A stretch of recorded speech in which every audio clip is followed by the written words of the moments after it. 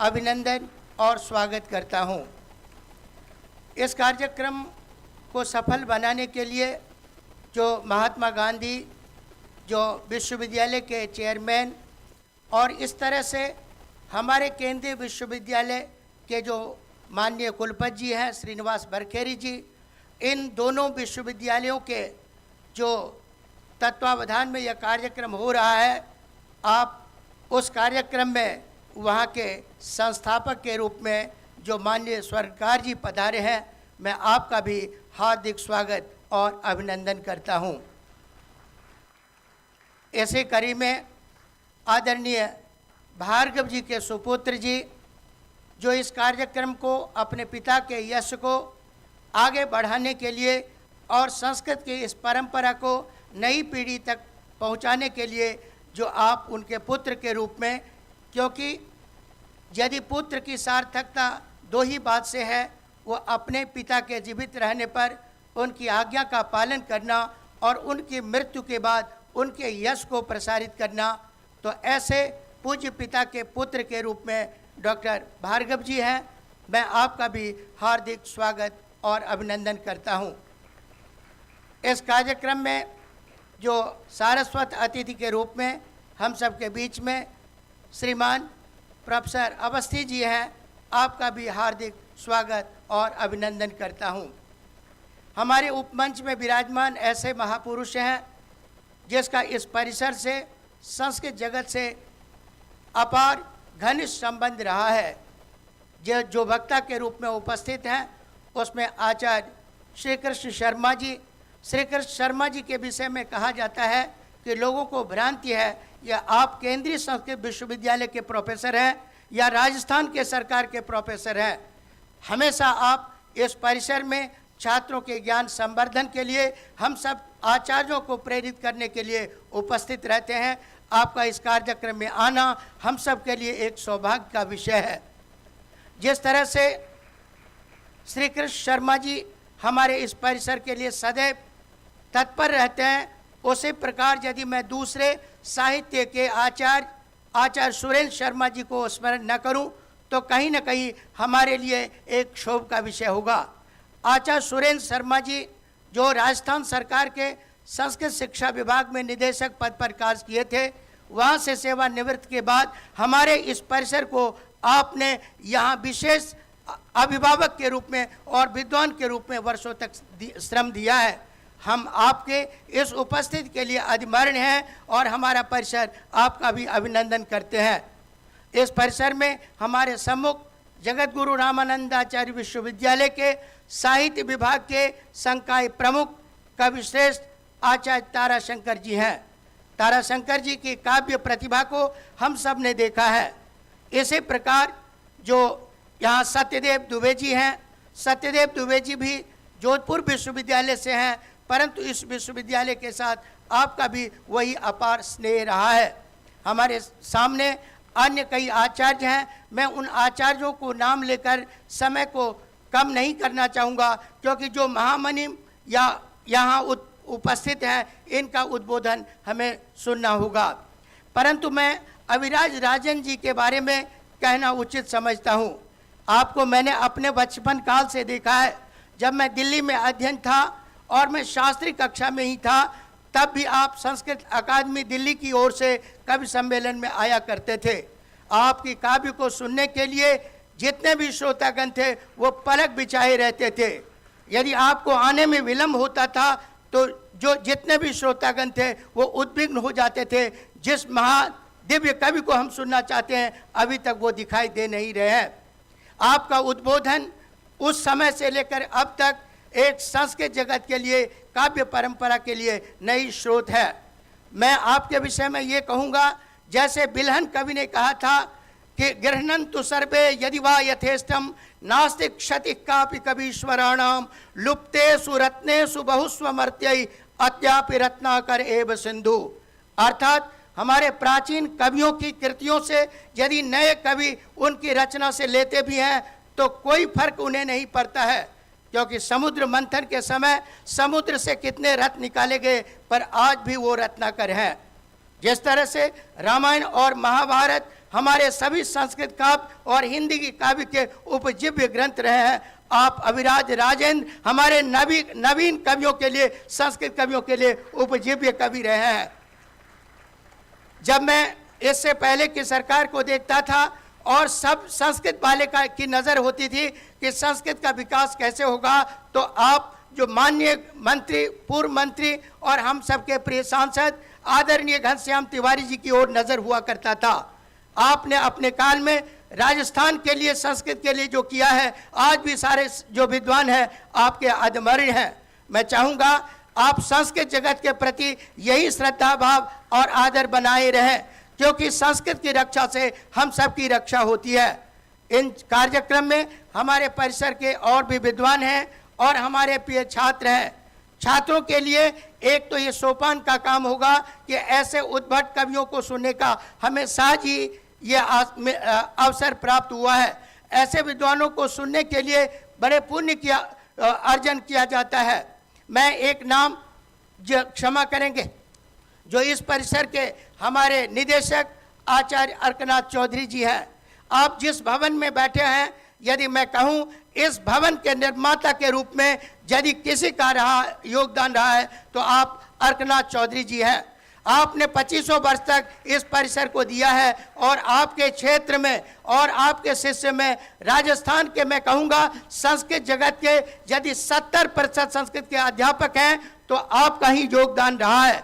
ऐसे महामनी विद्वान हमारे इस परिसर में हैं। मैं एक बार अपने केंद्रीय विश्वविद्यालय की ओर से महात्मा गांधी चिकित्सालय, जिनके संयुक्त तत्वाधान में कार्यक्रम हो रहा है, उनकी ओर से और सभी विद्वानों की ओर से आप सब महानुभावों का हार्दिक स्वागत और अभिनंदन है। मैं अपनी वाणी को यही विश्राम देते हुए बैठता हूँ। रेणुका जी जो कार्य की संचालिका हैं, आपने बहुत श्रम किया है और बार बार कल भी आई थी, परसों भी आई थी। संस्कृत जगत के लिए आप जैसे पुष्पा जी हैं और भी गणमान्य विद्वान हैं, मैं उन सब का अभिनंदन और स्वागत करते हुए अपनी वाणी को यही विश्राम देता हूँ। जयतु संस्कृतम, जयतु संस्कृतम, जयतु संस्कृतम। धन्यवाद। बहुत आभार महोदय आपका इस सुंदर स्वागत के लिए। और जिनके नाम नहीं ले पाए, ऐसे भी मैं बहुत सारे वरिष्ठ जनों को देख रही हूँ। हम आप सब का बहुत हृदय से इस कार्यक्रम में स्वागत करते हैं। और अब एक छोटा सा बहुत सुंदर क्षण है, और वो है कि आज जो आप व्याख्यान सुनने वाले हैं, वो व्याख्यान हम पूर्व में अभी प्रकाशित करा चुके हैं, और उस पुस्तक का विमोचन मैं इस सम्मानित मंच के माध्यम से करवाना चाहूँगी। आचार्य जी का ये बहुत सुंदर एक उनकी सीख थी जो हमने उनसे ली थी कि जिस किसी भी वक्तव्य को आप वहाँ दे रहे हैं, अगर वो पूर्व में प्रकाशित हो जाए और सबके हाथों में हो तो वो सदा के लिए एक स्मृति बन जाता है। तो मैं हमारे इस सम्मानित मंच को निवेदन करूँगी कि सबसे पहले ये प्रोफेसर अभिराज राजेंद्र मिश्र जी के इस वक्तव्य को, जो हमारे महात्मा गांधी आयुर्विज्ञान एवं प्रौद्योगिकी विश्वविद्यालय द्वारा प्रकाशित किया गया है, डॉक्टर ML स्वर्णकार जी के मार्गदर्शन में, उसका अनावरण कर, विमोचन कर आप सबके बीच में हम उसे बांटेंगे, ताकि आप जब वक्तव्य सुन रहे हों तो वो आपके हाथ में पहले से है और आप उसमें बहुत अच्छे से अपना देख सकते हैं या कुछ लिख सकते हैं।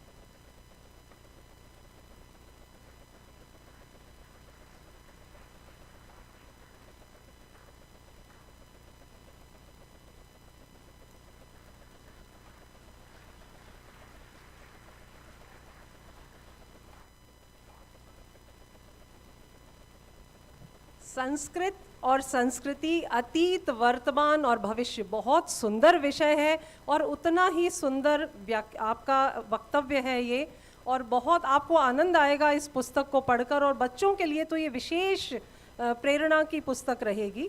तो ये इस प्रथम पुष्प को आप संजो कर रखें अपने पास, मेरा निवेदन है। साथ ही आचार्य भार्गव जी की 2 पुस्तकों के अनुदित संस्करण जो हैं उनका विमोचन करने के लिए भी मैं मंचस्थ अतिथियों से अनुरोध कर रही हूँ। वेदांत सार और पतंजलि योग सूत्र का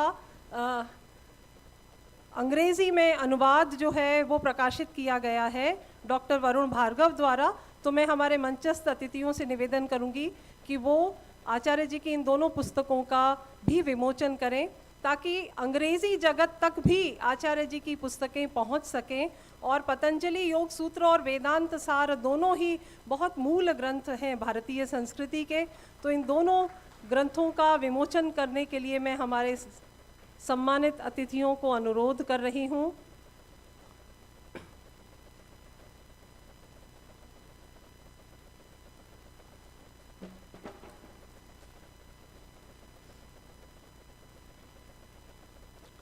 कदम निरंतर चलते जिनके, श्रम जिनका अविराम है, विजय सुनिश्चित होती उनकी, घोषित यह परिणाम है।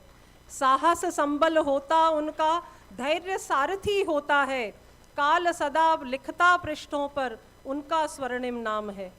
मैं हमारे इस सम्मानित मंच की बहुत आभारी हूँ, हृदय से आभारी हूँ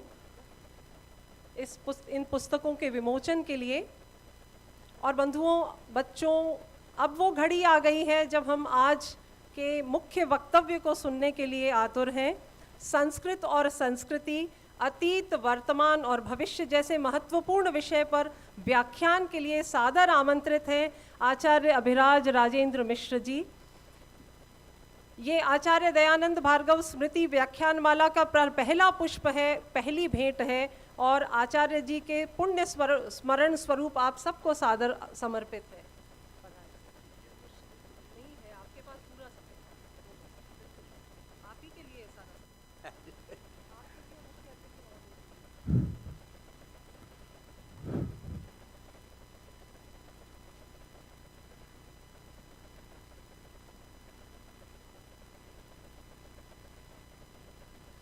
बंधुओं, माननीय घनश्याम तिवारी जी को मैं देववाणी संस्कृत का विजय ध्वज मानता हूँ। मैं उनको बहुत पहले से जानता हूँ। राजनैतिक परिदृश्य में जब वह मंच पर आए, इसके बाद उन्होंने जो कार्य किया देववाणी संस्कृत के लिए, मैं उन सब का रसिक श्रोता भी रहा, प्रत्यक्षदर्शी भी रहा। वस्तुतः जयपुर नगर का मेरे जीवन में वही स्थान है जो भगवान कृष्ण के लिए गोकुल का था। भगवान कृष्ण ने गोकुल की गलियों में अपना शैशव गुजारा था, इसलिए बचपन की उस पीड़ा को जीवन भर कभी भूल नहीं सके। अपनी व्यथा उन्होंने अपने मित्र उद्धव से कही, ऊधो मोहि ब्रज बिसरत नाही, हंस सुता की सुंदर कगरी, अर कुंजन की छाही, ग्वाल बाल सब करत कोलाहल, नाचत गही गही बाही। यह मथुरा कंचन की नगरी, मन मुक्ताह ल जाही, जब जब सुधि आवत वह ब्रज की, तन उमगत मन नाही, ऊधो मोहि ब्रज विसरत नाही। मित्रों,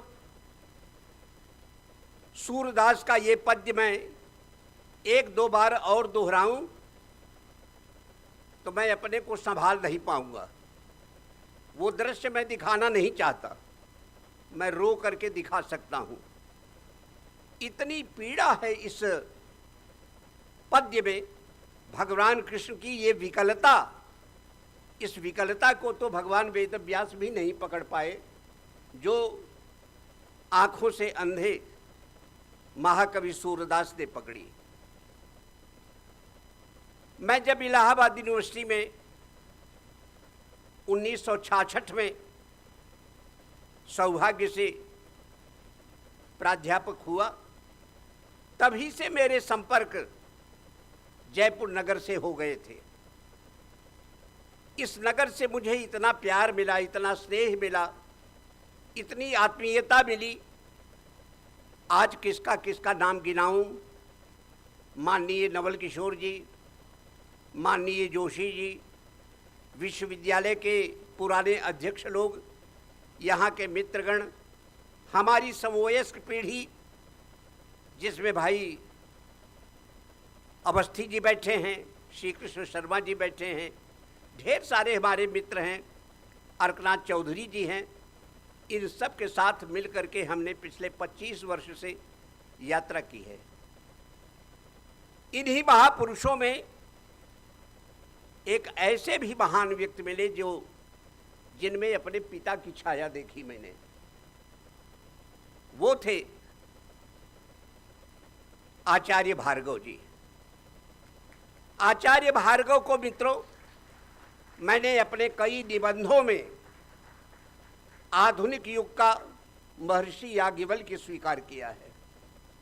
वो महर्षि याज्ञवल्क्य थे। बड़े बड़े सत्रों में उनके रहने पर ब्रह्मचर्चा का जो स्वरूप होता था, हम लोगों ने उसका इंद्रजाल अच्छी तरह से देखा है। काव्य में और दर्शन में सबसे बड़ा अंतर यह है कि काव्य वह भक्ष्य है जिसको खाने के बाद उसके पाचन में समय लगता है। नाना प्रकार की अप्रणाल ग्रंथियां, उनसे निकलने वाले रस जाने कितनी रासायनिक प्रक्रिया करते हैं, तब कहीं अंतिम चरण में जाकर रक्त में उसका सम्मिश्रण हो पाता है। लेकिन दर्शन मित्रों वह अमृत पेय है जो सीधे रक्त में घुलता है, उसको पचाने में समय नहीं लगता है। आचार्य दयानंद भार्गव जी ने वही अमृत पिया था। उनके रक्त में दर्शन पानक रस की तरह मिला हुआ था। उन्होंने दर्शन को पढ़ा नहीं था, दर्शन पर प्रवचन उन्होंने नहीं दिया था, बल्कि दर्शन को उन्होंने जिया था, दर्शन को अपने चरित्र में ढाला था। यही कारण है कि जब उनके साथ बैठते थे, उनसे बातचीत होती थी, तो लगता था कि हम तो एक जीवन मुक्त के साथ बैठे हुए हैं। इनकी केवल विदेह मुक्ति बाकी है, बाकी ये शरीर छोड़ चुके हैं, शरीर से अलग जी रहे हैं। अपनी पीढ़ी के बहुत ही वरेण्य, बहुत ही महनीय और बच्चों से भी सरल स्वभाव के आचार्य जी थे। उनकी सरलता का हम क्या बताएं। जब उन्होंने अपना विशाल ग्रंथ लिखा उपनिषद पर, तो उनका पत्र आया कि मैं चाहता हूं कि मेरे ग्रंथ पर आप कुछ लिखें। मैं कांप गया। मैंने कहा कि आप लिखें और मैं आपके ग्रंथ पर भूमिका के रूप में या परिशिष्ट के रूप में, प्ररोचना के रूप में, प्रशस्ति के रूप में भला मैं लिखूंगा? मैं तो तीसरी पीढ़ी का हूं, आपके पौत्र के कल्प हूं, मैं कैसे क्या लिखूंगा? आज भी उनका वाक्य याद है। उन्होंने कहा कि नहीं, आपको और राधा वल्लभ को मैं अपनी दो आंखें समझता हूं, जिनसे मैं संस्कृत का भविष्य देख रहा हूं। इसलिए आप दोनों के प्रति मेरा भाव थोड़ा सा भिन्न है।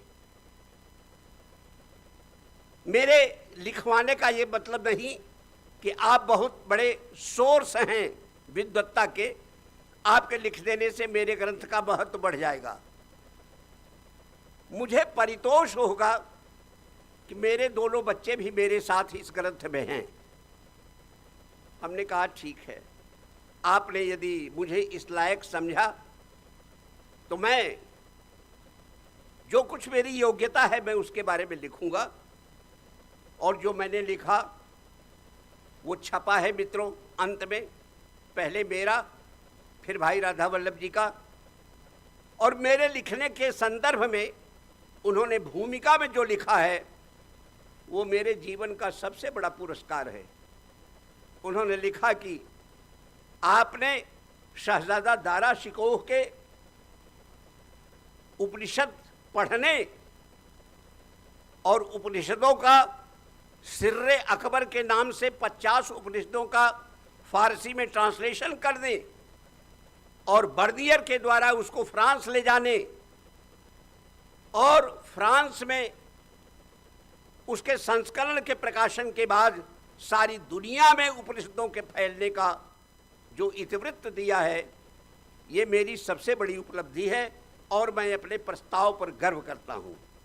और मुझे ये कहने में कोई संकोच नहीं है कि मैं ये पूरी कहानी कुछ भी नहीं जानता था उपनिषद के बारे में। ये उनकी सरलता थी। एक बच्चे के सामने, एक अल्पज्ञ के सामने अपनी बहुश्रुतता को इस प्रकार अर्पित कर देना, ये तो कोई आचार्य भार्गव से सीखे। वो सच्चे अर्थों में पितृतुल्य थे। आज वो हमारे बीच में नहीं हैं। कल जब थे तो हम फूल की तरह उनका उपयोग करते थे। फूल हमें अच्छा लगता है, हम तोड़ लेते हैं, उसे या तो लगा लेते हैं कहीं या उसकी गंध लेते हैं 2-4 बार, फिर कहीं उसको रख देते हैं, उसका काम समाप्त। लेकिन फूल केवल फूल नहीं होता है मित्रों, वो पंखड़ियों का समूह नहीं है, वो कोई भौतिक वस्तु नहीं है।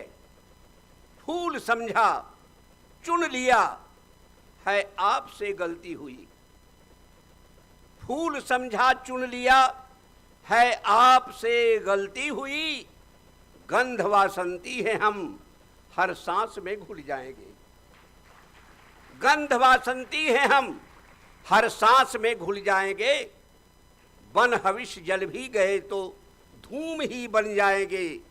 धूम से फिर मेघ बनकर हविष ही उपजाएंगे। ये उनके जीवन का आदर्श था। मैं अपनी काव्य पंक्तियों से आपको भेंट कर रहा हूं। वो ऐसे गंध थे कि कल हम उनको अकेले अकेले फूल की तरह उनका आनंद लेते थे। आज वो जीवन की गंध बनकर हर पीढ़ी में व्याप्त हो गए हैं। आप में से कौन ऐसा है जो भार्गवमय नहीं है इस समय, जो उनकी स्मृति में नहीं डूबा हुआ है, जिनको उनकी वाणी का श्रावण प्रत्यक्ष न हो रहा हो? मैं नहीं समझता कि कोई भी ऐसा व्यक्ति है। हम सब उनके रस में डूबे हुए हैं। मित्रों, ऐसे महापुरुष अजर और अमर होते हैं। नास्ति येषाम यशः काये जरा मरणजम भयम। ये जो भगवान भर्तृहरि ने कहा था कि साहित्यकारों के जीवन की सबसे बड़ी उपलब्धि यही है कि वो 5 भौतिक शरीर से जीवित नहीं रहते हैं। 5 भौतिक शरीर आज है, कल नहीं रहेगा, लेकिन कल भी हम रहेंगे। अपनी कृतियों के माध्यम से रहेंगे, अपनी रचनाओं के माध्यम से रहेंगे, अपनी रचनाओं के माध्यम से, अपनी रचना के माध्यम से प्राचेतस भगवान वाल्मीकि हमारे बीच में जीवित हैं। अपने पुराणों के माध्यम से, श्रीमद् भागवत के माध्यम से भगवान कृष्ण द्वैपायन हमारे बीच में विद्यमान है। महाकवि कालिदास, महाकवि माघ, महाकवि भारवी, सब के सब जो है हमारे सामने विद्यमान हैं। जिस किसी की भी किताब उठाओ वो हमारे सामने उपस्थित हो जाता है। कन्हैयालाल माणिकलाल मुंशी जी ने स्वतंत्रता प्राप्ति के बाद महर्षि अरविंद को पत्र लिखा। वो बड़े मुँह लगे थे, बड़े प्रिय थे महर्षि के। निरंतर उनके साथ उनका हृदय संवाद होता रहता था। स्वतंत्रता के बाद उन्होंने पत्र लिखा कि स्वतंत्रता तो मिल गई आपके आशीर्वाद से, लेकिन अब आगे क्या होगा, आगे का रास्ता बताएं, क्योंकि वो स्वतंत्रता प्राप्ति से भी अधिक कठिन है भविष्य का निर्माण। महर्षि ने उनको पत्र लिखा कि अब आगे का भविष्य यह है कि भारतवर्ष को फिर विश्व गुरु बनना है और भारत विश्वगुरु बनेगा। मैं अपनी आंखों से प्रत्यक्ष देख रहा हूं, भारत विश्वगुरु बनेगा। मुंशी जी ने पूछा है, लिखा है अपने आलेख में, आर्टिकल में, कि मैंने उनसे फिर ये पूछा कि आपने उत्तर तो दे दिया, समाधान दे दिया, लेकिन ये समाधान कैसे संभव होगा? देश की हालत आप देख रहे हैं, चरित्र नहीं रह गया है लोगों का, संस्कृति के प्रति लगाव नहीं रह गया है, राष्ट्रीयता की भावना नहीं रह गई है। एक जोश में आकर के हम अंग्रेजों के खिलाफ एकता का नाटक कर रहे थे, उसका फल तो मिल गया। लेकिन अब आगे जो कुछ हो रहा है, आपने प्रत्यक्ष देखा, नोआखाली में, पंजाब में क्या क्या नहीं हुआ, कितना बड़ा रक्तपात नहीं हुआ। कैसे हम आशा करें कि ये राष्ट्र जो है विश्वगुरु बनेगा?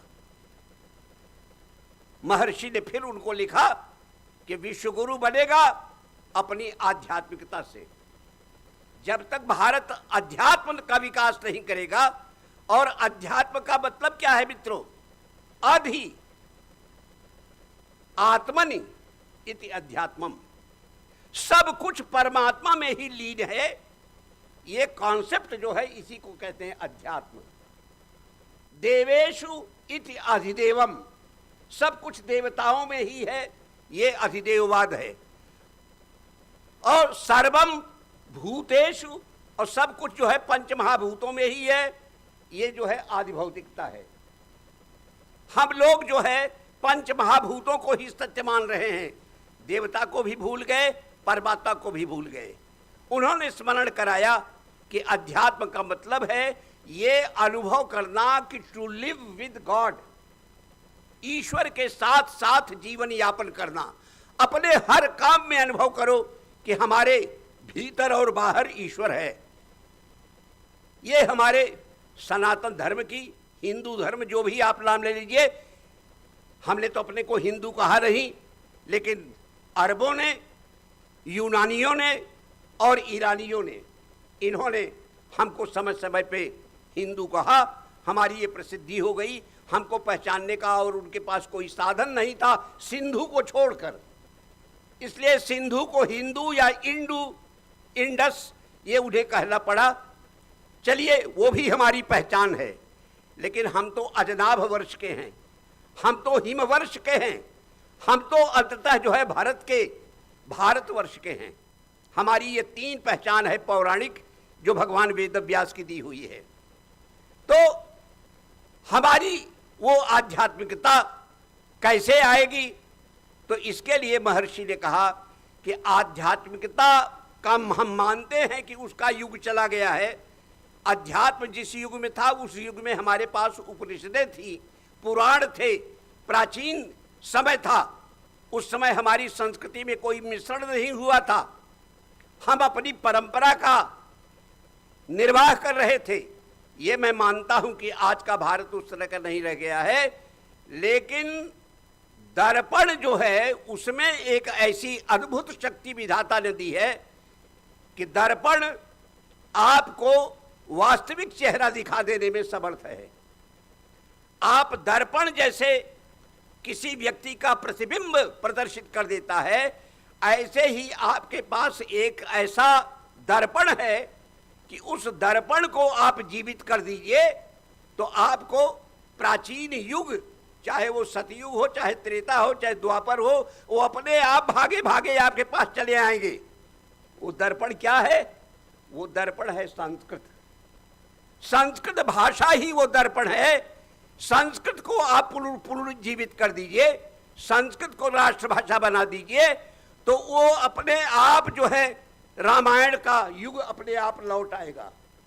जब बच्चों से लेकर के बूढ़े तक संस्कृत में बात करेंगे, संस्कृत पढ़ेंगे, संस्कृत ग्रंथों को समझने लगेंगे, तो अपने आप पूरी रामायण समझ लेंगे, पूरी गीता समझ लेंगे, सारे पुराण समझ लेंगे। संस्कृत को जीवित रखने की बहुत जरूरत है। दुर्भाग्य से वो उनके जीवन काल में नहीं हुआ। राजेंद्र बाबू के कास्टिंग वोट के कारण हिंदी राजभाषा बन गई, आखिर उसका कोई फल भी हमको नहीं मिला, लेकिन एक वोट से संस्कृत हार गई। जबकि उसमें बाबा साहब अंबेडकर ने और बिहार के एक मुस्लिम बंधु ने, दोनों उसके मेंबर थे। दोनों के प्रति लोग संदिग्ध मन वाले थे, लेकिन इन दोनों ने आगे बढ़ करके संस्कृत का प्रस्ताव समर्थन दिया अपना, कि संस्कृत के अलावा और कोई राष्ट्रभाषा बनने योग्य नहीं है। लेकिन जब हिंदी और संस्कृत को बराबर बराबर वोट मिले तो राजेंद्र बाबू के कास्टिंग वोट के कारण संस्कृत हार गई। उसका दुष्परिणाम आज हम भोग रहे हैं मित्रों। हम 2000 से संस्कृत वर्ष घोषित कर चुके हैं। हम बार बार कोशिश कर रहे हैं, जाने कितने करोड़ पैसे जो है गवर्नमेंट ऑफ इंडिया के खर्च हो गए, लेकिन मैं नहीं जानता कि 2000 के बाद ये सन 26 चल रहा है कि हमने 26 गांव भी भला संस्कृत भाषी बना दिए हो। एक वही मुत्तूर का नाम हम बार बार जपते हैं माला की तरह। कर्नाटक में कोई गांव मुत्तूर है, फिर दूसरा कोई मुत्तूर किसी ने नहीं बनाया। तो अब ये स्थिति हमारे सामने है कि संस्कृत को कैसे हम अपने जनता के बीच में ले आएं, कैसे हम उसको जो है जनभाषा बनाएं, कैसे हम उसकी प्रतिष्ठा लौटाएं। माननीय पूर्व मंत्री जी को, जिनको मैंने संस्कृत पुरुष कहा, देववाणी का विजय ध्वज कहा, उनकी प्रसन्नता के लिए मैं बताना चाहता हूं कि सारी उपेक्षाओं के बावजूद संस्कृत आज शिखर पर विद्यमान भाषा है। केवल भारत में ही नहीं, संपूर्ण विश्व में इतना जबरदस्त लेखन किसी भाषा में नहीं हुआ है। स्वतंत्रता प्राप्ति के बाद 120 महाकाव्य संस्कृत में लिखे गए। 120 महाकाव्य लिखे गए। ये मेरे ग्रंथ में बाकायदे उसका प्रमाण विद्यमान है। और यदि हम अंग्रेजों के जमाने से गिनना शुरू करें तो 300 से भी ज्यादा संस्कृत के महाकाव्य लिखे गए। मित्रों, इन महाकाव्यों ने सारे पुराने रिकॉर्ड्स तोड़ दिए, सारे पुराने रिकॉर्ड्स। एक जमाना था कि लगभग 100 साल से हम महाकवि रत्नाकर का नाम जप रहे थे कि उनका हर विजय 50 सर्गों का महाकाव्य है, 50 सर्गों का महाकाव्य है। हमारे काशी के आचार्य रेवा प्रसाद द्विवेदी ने 84 सर्गों का महाकाव्य लिखा, स्वातंत्र्य संभवम। स्वातंत्र्य संभवम। जैसे जैसे नए चुनाव आते गए वैसे वैसे नए सर्ग जो है उसमें जुड़ते चले गए, और लगातार वो कल तक के चुनाव मोदी तक वो आ गए। इसके बाद बेचारे स्वयं ही चले गए पिछले साल, वो बात अलग है। लेकिन 84 सर्गों का महाकाव्य लिखा उन्होंने। हमारे एक और मित्र हैं प्रेम शंकर जी, मेरे ही कहने पर उन्होंने APJ अब्दुल कलाम पर उन्होंने लिखा। उनका जो है 87-88 सर्गों का महाकाव्य अभी अभी प्रकाशित हुआ है, और बड़ा बहुत ही योग्य बड़ी प्रौढ़ से उन्होंने लिखा है। और आपको आश्चर्य होगा कि हाई स्कूल तक संस्कृत उन्होंने पढ़ा है। इसके बाद सारी जिंदगी वो सरकारी नौकरी में रहे। हमारे पास वो मिलने आए इलाहाबाद में जब वो ADM सिटी थे, और उन्होंने अपनी कुछ कविताएं दिखाई। मुझे बड़ा प्रेम छलका, मैंने बड़ा आश्चर्य प्रकट किया। हमने कहा आप पे तो बड़ी प्रौढ़ है, इतना अच्छा व्याकरण। आप कहा कि हमारा सब अपने घर का है गुरुजी, और हमको कुछ रास्ता दिखाइए। आज वो इतने बड़े कवि हैं कि साहित्य अकादमी का उनको पुरस्कार मिला है।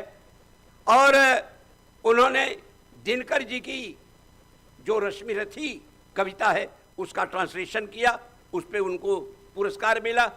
उन्होंने फिर मधुशाला का ट्रांसलेशन किया उसी छंद में, और अब उन्होंने करीब 86 सर्गों का महाकाव्य लिखा है। जीबी पलसुले साहब ने बहुत विशाल महाकाव्य लिखा। महाराष्ट्र के हमारे एक मित्र हैं, उन्होंने प्रताप रामायणम, वो भी 84 सर्गों का महाकाव्य है। तो संस्कृत के रिकॉर्ड्स इस तरह से हमारे मित्रगण तोड़ते चले जा रहे हैं। संस्कृत में मान्यवर, मैं आपसे प्रार्थना करना चाहता हूं, संस्कृत एक अजर अमर भाषा है। संस्कृत में कोई परिवर्तन स्वयं पाणिनि भी चाहे तो नहीं कर सकते।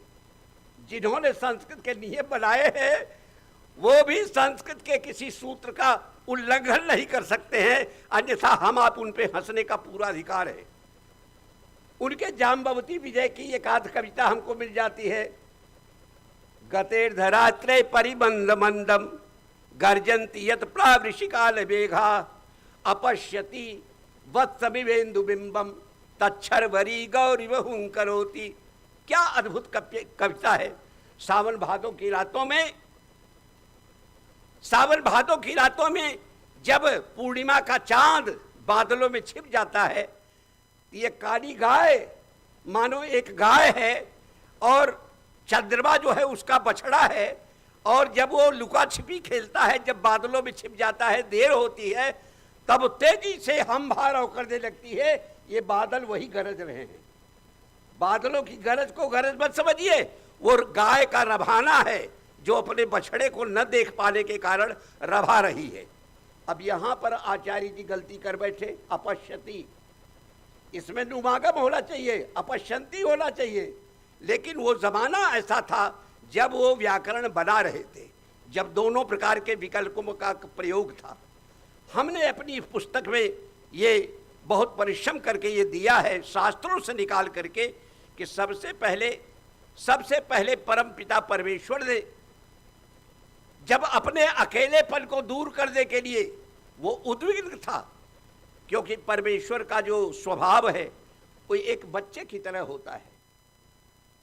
जैसे बच्चे के प्रसन्न और नाराज होने का कोई कारण नहीं होता है, कभी वो खिलखिला के हंसता है, कभी खेल कूद में मस्त रहता है, कभी ऐसा धीर गंभीर हो जाएगा कि जैसे भगवान तथागत की तरह सारी विपत्ति इनके ऊपर पड़ गई है। कोई कारण नहीं होता है। अपनी प्रसन्नता के लिए कोई भी खेल खेल सकता है। यही स्वभाव भगवान का भी है, उनका भी वही स्वभाव है। स एकाकी न रमते, अकेले उसका मन नहीं लगता था। सो कामयत, उसके मन में एक तरंग आई, एको हम बहुश्याम, मैं अकेला हूँ, मैं बहुत बन जाऊं। क्योंकि जहां आप बहुत बने कि आपका मन लगने लगेगा, चाहे पत्नी मिल जाए, चाहे मित्र मिल जाए, चाहे गुरु मिल जाए, एक से दो हुआ नहीं कि आपका मन जो है, आपका उद्वेग समाप्त हो जाएगा। यही सृष्टि का मूल है।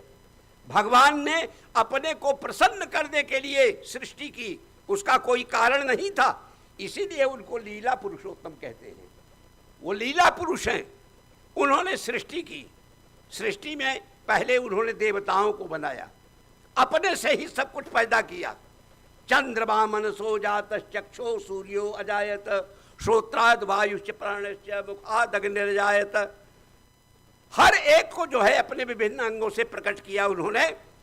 जब देवताओं की सृष्टि उनकी बन गई, तब उनका कॉन्फिडेंस, उनका आत्मविश्वास बहुत बढ़ा, और उन्होंने सोचा कि बस मैं पृथ्वी को मैं वरदान दे चुका हूं कि तुम रहो, तुम अकेली नहीं रहोगी, तुम जो है नेकेड, तुम जो है बैरन, तुम उजाड़ नहीं रहोगी, बल्कि तुमको हम बसाएंगे। तो अब पृथ्वी की भी इच्छा पूरी करनी चाहिए पांच भौतिक सृष्टि के द्वारा। तो जब उन्होंने देवताओं की सृष्टि कर डाली और सबको उन्होंने देख लिया कि बहुत अच्छा सब चल रहा है, ये बड़े अच्छे ढंग से प्रशासन कर रहे हैं द्यावा और पृथ्वी का, रोदसी का, तब उन्होंने जो है मानवीय सृष्टि की। तब हम लोगों को बनाया उन्होंने, यथा पूर्वम अकल्पयत, जैसे देवताओं को बनाया उसी पैटर्न पर हमको बनाया।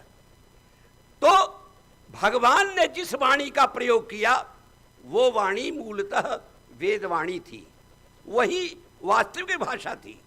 वो भाषा उनसे देवताओं को मिली, और देवताओं को भाषा जब मिली तो जब मानवीय सृष्टि हुई तो ये प्रश्न आया कि मनुष्य क्या बोलेंगे, मनुष्य क्या बोलेंगे। तो ऋषियों मुनियों ने देवताओं की वाणी को सीखा। कैसे सीखा?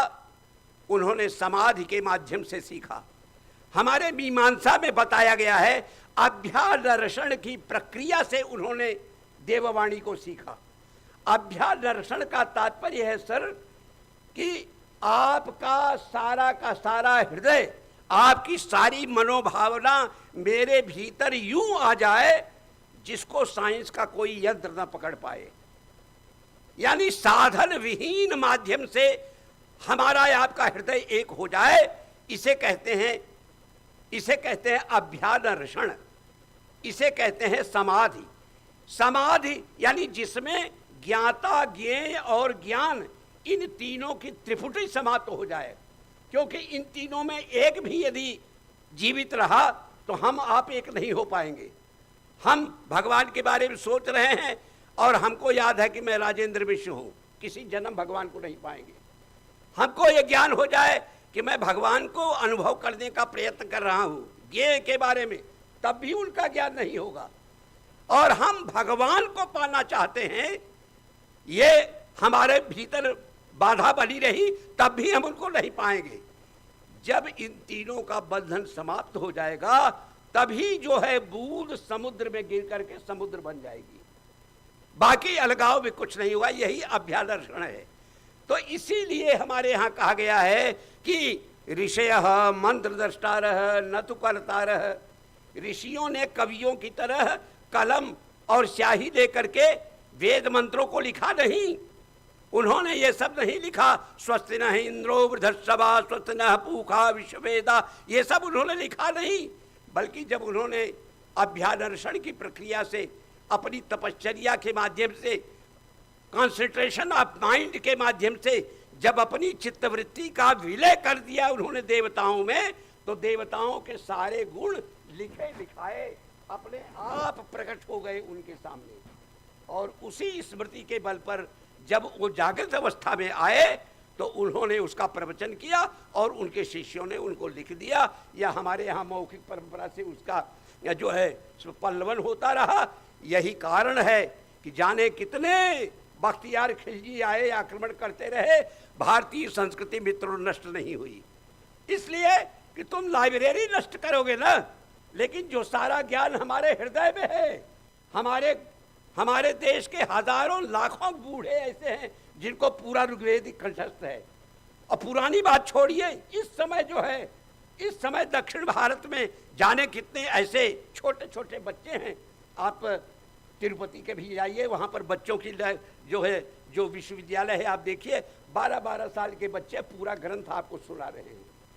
ये वो अद्भुत देश है जहाँ पर की पूरी परंपरा उनको कंठस्थ थी। सुरेश्वराचार्य का ग्रंथ जो है विनष्ट हो गया, नदी पार करते समय पूरा ग्रंथ बह गया। रोते हुए शंकराचार्य जी के पास आए, कहा क्यों रो रहे हो? कहा कि जो लिखा था, सारी जिंदगी का परिश्रम तो चला गया महाराज जी, अब हम क्या करें? तो कहा कि अच्छा चुप रहो, धैर्य धारण करो, वही ग्रंथ है जो तुमने हमको सुनाया था। कहा हाँ वही, पंचपदी का क्या नाम है उसका? कहा वही पूरा का पूरा पानी में बह गया। कहा कोई बात नहीं, बैठो लिखो, मैं बोलता हूँ उसे। उन्हें सब कंठस्थ था, उन्होंने फिर से उसको लिखवा दिया, फिर से लिखवा दिया। मित्रों, इसमें कहाँ कहाँ तक आपको कहानी बताऊं, इस देश की मेधा क्या थी इससे। लेकिन एक विशेष बात कह करके मैं अपनी वाणी को विश्राम देना चाहूँगा।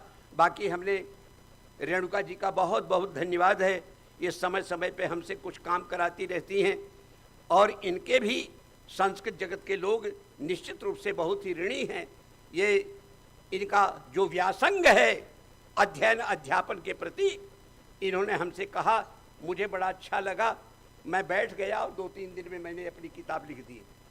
इस किताब हमने इसलिए लिखी कि हम आजकल ऐसा परिश्रम कर रहे हैं, जो परिश्रम मैं नहीं जानता कि हमारे देश में किसी और को मालूम है। किसी ने उस ओर परिश्रम किया है या किसी ने उसकी जानकारी की है। लेकिन जैसे जैसे मैं उधर धंसता जा रहा हूँ, वैसे वैसे मेरी आंखें खुली जा रही हैं।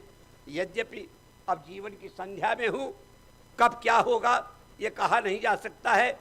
लेकिन जब कभी धरा को छोड़ उड़ विहंग जाएगा, बच रहेंगी पंक्तियाँ यही निशानी के लिए। जो बचेगा, जो पंक्तियाँ बचेंगी, इसी से ज्ञान होगा कि हम क्या करते रहे जीवन भर।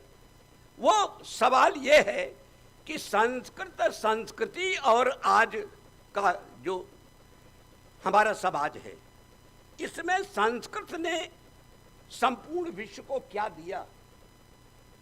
अधिकांश लोग ये मानते हैं कि संस्कृत जो है केवल भारतवर्ष की भाषा है, और अंग्रेजी जमाने में जब यहाँ पर लॉर्ड हेस्टिंग्स जो है गवर्नर जनरल बन के आया, तो सौभाग्य से वो संस्कृत का बड़ा प्रेमी था। इंग्लैंड में ही उसने संस्कृत खूब पढ़ी थी, और जब यहाँ आया तो बड़े पॉजिटिव उसके विचार थे। उसने ये निश्चय किया कि यदि भारतीयों का हृदय जीतना है तो आपको उनकी भाषा सीखनी पड़ेगी, उनकी भाषा को प्रेम करना पड़ेगा। और यहाँ पर वो आया 1756 में। तो आते ही उसने क्या काम किया, 1756 में क्लाइव आया था। 1776 में आया तो उसने क्या किया कि एक निर्णय लिया कि संस्कृत जो है राजभाषा होगी। संस्कृत को राजभाषा बनाते ही सारा बंगाल जो है वो उसका भक्त बन गया। इतना बड़ा निर्णय उसने लिया कि वो उसने ये किया, एशियाटिक सोसाइटी ऑफ बंगाल की स्थापना हुई। कलकत्ता हाई कोर्ट के चीफ जस्टिस को कहा कि आप आइंदा जितने भी मुकदमे देखेंगे भारत में, सब का निर्णय आप भारतीय पद्धति से करेंगे। ये इंग्लैंड का कोई कानून यहाँ पे लागू नहीं होगा। यहाँ पर जो है वही याज्ञवल्क्य की स्मृति और उसकी टीका मिताक्षरा, उसमें जो नियम बने हुए हैं उन नियमों के आधार पर आप भारतीयों के वाद का जो है निर्णय करेंगे। और आपसे प्रार्थना है, मतलब उस समय वो केवल 28 साल का था। सर विलियम जोन्स जो वहाँ का चीफ जस्टिस था, वो केवल 28 साल का था, और बेचारा तपेदिक के कारण यही मर भी गया कलकत्ता में, इंग्लैंड नहीं लौट पाया। लेकिन उसको उसने कहा गवर्नर जनरल ने कि आप किसी अच्छे संस्कृत पंडित के पास जाकर के इतनी अच्छी संस्कृत सीख लीजिए कि धारा प्रवाह आप बोल सके। वो गया, वहाँ पर जो है पंडित रामानंदपति जो है वहाँ पे बड़े प्रसिद्ध थे विद्यमान, और उनके पास गया, उनके चरणों में बैठ करके उसने संस्कृत सीखी। इतना अच्छा, इतना महान वो संस्कृतज्ञ बना कि उसने 1791 में महाकवि कालिदास के अभिज्ञान शाकुंतलम का ट्रांसलेशन किया। उसी का ट्रांसलेशन 1784 में, 1791 में उसी अंग्रेजी ट्रांसलेशन से जॉन फास्टर ने जर्मनी में ट्रांसलेशन किया। और जर्मनी का ट्रांसलेशन जब घूमता टहलता पहुंच गया यूरोप, और उस जमाने का यूरोप का सबसे बड़ा कवि और दार्शनिक और समीक्षक महाकवि गेटे, जब उसको मिला तो उसकी भूख प्यास सब खो गई। उस अभिज्ञान शाकुंतल को पढ़ करके वो इतना थिरकने लगा, नाचने लगा, और अपनी समीक्षा में उसने लिखा बहुत लंबी चौड़ी, और सारे यूरोप को उसने जो है संबोधित किया कि यदि आप स्वर्ग और पृथ्वी का कहीं पर सम्मिलन देखना चाहते हैं तो मैं एक नाम बताता हूं, वो है अभिज्ञान शाकुंतल। मित्रों, यही एक ऐसी ऐतिहासिक घटना थी जिसने अंग्रेजों को इतना बेइज्जत किया। बड़े बड़े जितने विद्वान थे विभिन्न देशों के, एक इंग्लैंड को छोड़ करके, सब ने अपनी रिपोर्ट्स उनके खिलाफ लिखी कि ऐसे महान देश के ऊपर शासन करते समय और उन पर अत्याचार करते हुए आपको शर्म नहीं आती? जिसका दर्शन ऐसा हो, जिसका साहित्य ऐसा हो, जिसका धर्म ऐसा हो। लॉर्ड मेकाले के कहने से क्या होता है, वो तो दुष्ट था।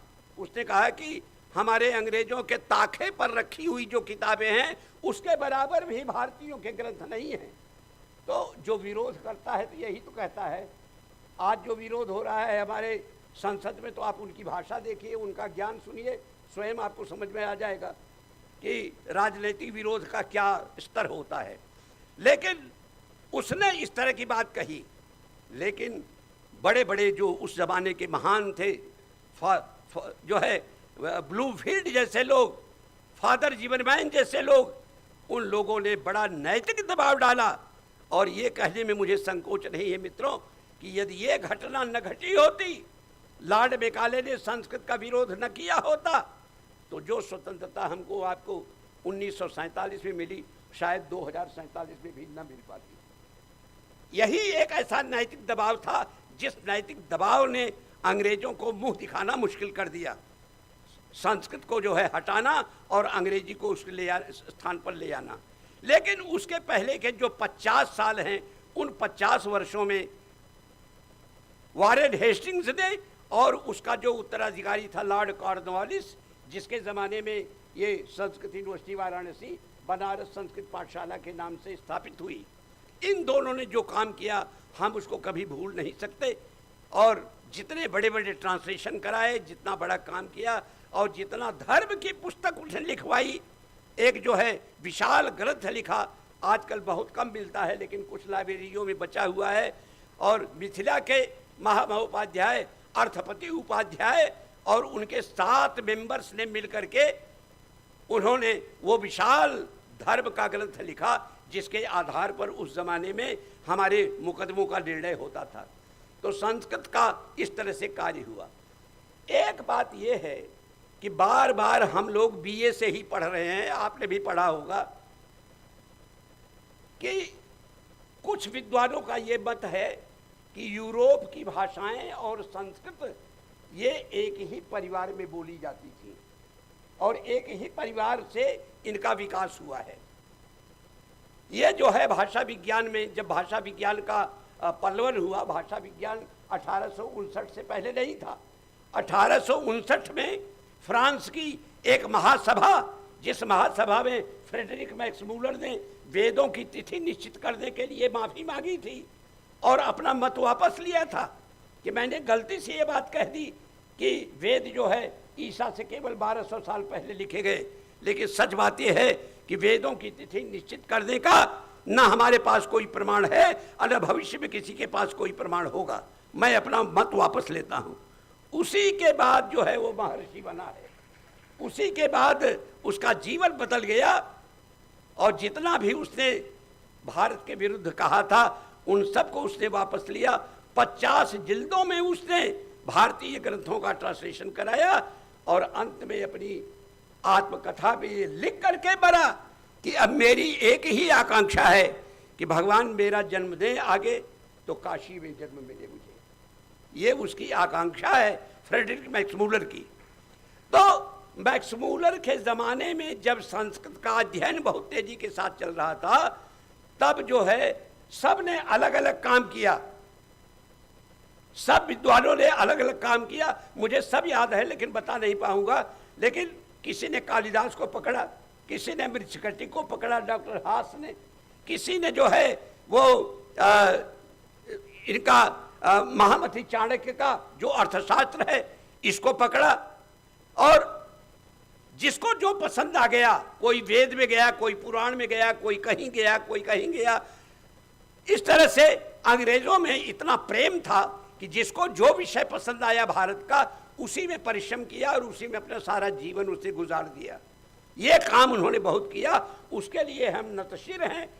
चाहे जितना उन्होंने हमारे साथ अपशब्द कहा हो, चाहे जितना हमारे परंपरा को बिगाड़ा हो 2-4 लोगों ने, लेकिन कुल मिला करके उन्होंने हमको गहरी नींद से जगाया, हमको बताया कि अभागों, ये जो सवेरे झोला लेकर के भीख मांगने निकल रहे हो, अपने घर के खंडहर को खोदो, तुम्हारे पुरखों ने उसमें सोने और चांदी के हंडे गाड़े रखे हैं। ये उन्होंने हमको सिखाया और सचमुच जब हम अपने खंडहर खोदे अपने घर के, तो हमको वो सोने चांदी के हंडे मिले। आज हमको किसी की ज़रूरत नहीं है, पहले भी ज़रूरत नहीं थी, लेकिन हम राजनीतिक दृष्टि से दबे हुए थे। लेकिन जब हमारे यहाँ सुभाष चंद्र बोस और बाल गंगाधर तिलक और महामना मालवीय जैसे फर्राटे की अंग्रेजी बोलने वाले पैदा हो गए, तो मैंने ये पढ़ा है कि उस समय हाई कोर्ट के बड़े बड़े जज भी अपनी कलम रख करके उनकी अंग्रेजी सुनते थे। हमारी इतनी योग्यता हो गई कि हमारे सामने उनकी अंग्रेजी किसी काम की नहीं थी। इतना बड़ा काम हमारे देश की, हमारी प्रतिभा तो अद्भुत है, पहले भी थी आज भी थी। तो उस जमाने में भाषा विज्ञान की ओर 3 लोग आए, बस 5 मिनट और। भाषा विज्ञान की ओर 3 लोग आए, एक का नाम था ग्रिम, एक का नाम था ग्रासमान, एक का नाम था वर्दर। ये तीनों उसी तरह से क्रम में आए, आप सबने पढ़ा होगा, जैसे हमारे यहाँ पाणिनि, कात्यायन और पतंजलि आए। पाणिनि से जो बचा वो कात्यायन ने जोड़ा, कात्यायन से जो बचा उसको पतंजलि ने जोड़ा और व्याकरण परिपूर्ण हो गया। वैसे ही सबसे पहले ये चीज जो है ग्रिम के दिमाग में आई जब उसने यूरोप की भाषाओं का या संस्कृत का अध्ययन किया, तो उसने ये देखा कि संस्कृत का प त क ये यूरोपीय भाषाओं में जाकर के फ थ ख हो जाता है। संस्कृत का ग द ब वो वहां जाकर के घ ध भ हो जाता है, ग ल श हो जाता है। ये मतलब उसका मतलब पहला नियम माना जाता है भाषा विज्ञान का। और सचमुच आप उसके इस सूत्र को ध्यान में रखें तो आप डिक्शनरी उठा के देखिए तो आपको यहाँ मिलेगा पितृ, तो वहाँ प का हो जाएगा फ, फादर, प का फ हो जाएगा फादर। जितनी भाषाएं हैं स्पेलिंग का फर्क है। अंग्रेजी में FATHER और वही चीज जो है ट्यूटानिक परिवार में जर्मनी भाषा में जाकर के FADAR हो जाता है फादर। इस तरह का फर्क है उनमें भी, लेकिन ध्वनि का जो परिवर्तन है उसमें कोई परिवर्तन नहीं है। तो ये जो तीन हमारे वैयाकरण हुए, इन्होंने जो है ऐसे सूत्र निकाल दिए कर दिए कि किसी भी अंग्रेजी शब्द को आप ले आइए, उसका जो है आराम से आप समझ सकते हैं। हमारा बुक है तो उनका माउथ है, आऊ मत कहिए, ऊ कहिए तो वो भी बूथ हो जाएगा। आपका हस्त है तो उनका हैंड है, आपका आई है तो उनका अक्ष है। हमारा त्रि है, त्रि तो उनका थ्री, उनका थ्री। हमारा द्वौ तो उनका टूऔ, टू को टूऔ आप कहिए, बात तो एक ही है। उच्चारण की बात तो उच्चारण तो कहीं भी भिन्न हो सकता है ना। आपका अंगूर है तो उनका फिगर है, केवल आ और फ का फर्क है। फ को साइलेंट कर दीजिए, अंगूर हो जाएगा। मतलब जितनी शब्दावलियां हैं, हमने करीब 300-400 शब्दावलियां दी हैं अपनी किताब में, और केवल अंग्रेजी का नहीं, अंग्रेजी का सबसे ज्यादा साम्य है भारत से, संस्कृत से। लेकिन अन्य जितनी उनके यहाँ भी 3 परिवार हो गए हैं। ट्यूटानिक परिवार अलग है, लैटिन परिवार अलग है, स्लाविक परिवार अलग है। स्लाविक परिवार में हॉलैंड, लिथुआनिया और रशियन ये देश आते हैं, और ट्यूटानिक में ये आपका जर्मनी और पुर्तगाल वगैरह आते हैं जो एक साथ है। और जो हमारा लैटिन परिवार है उसमें अंग्रेजी और फ्रेंच ये सब परिवार आते हैं। बड़ा रोचक विषय है ये।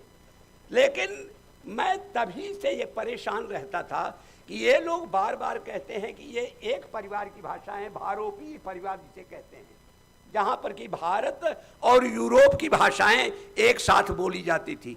आखिर वो समय कब था, कब एक परिवार था? क्योंकि परिवार जिनका बनता है वो पास पास रहते हैं।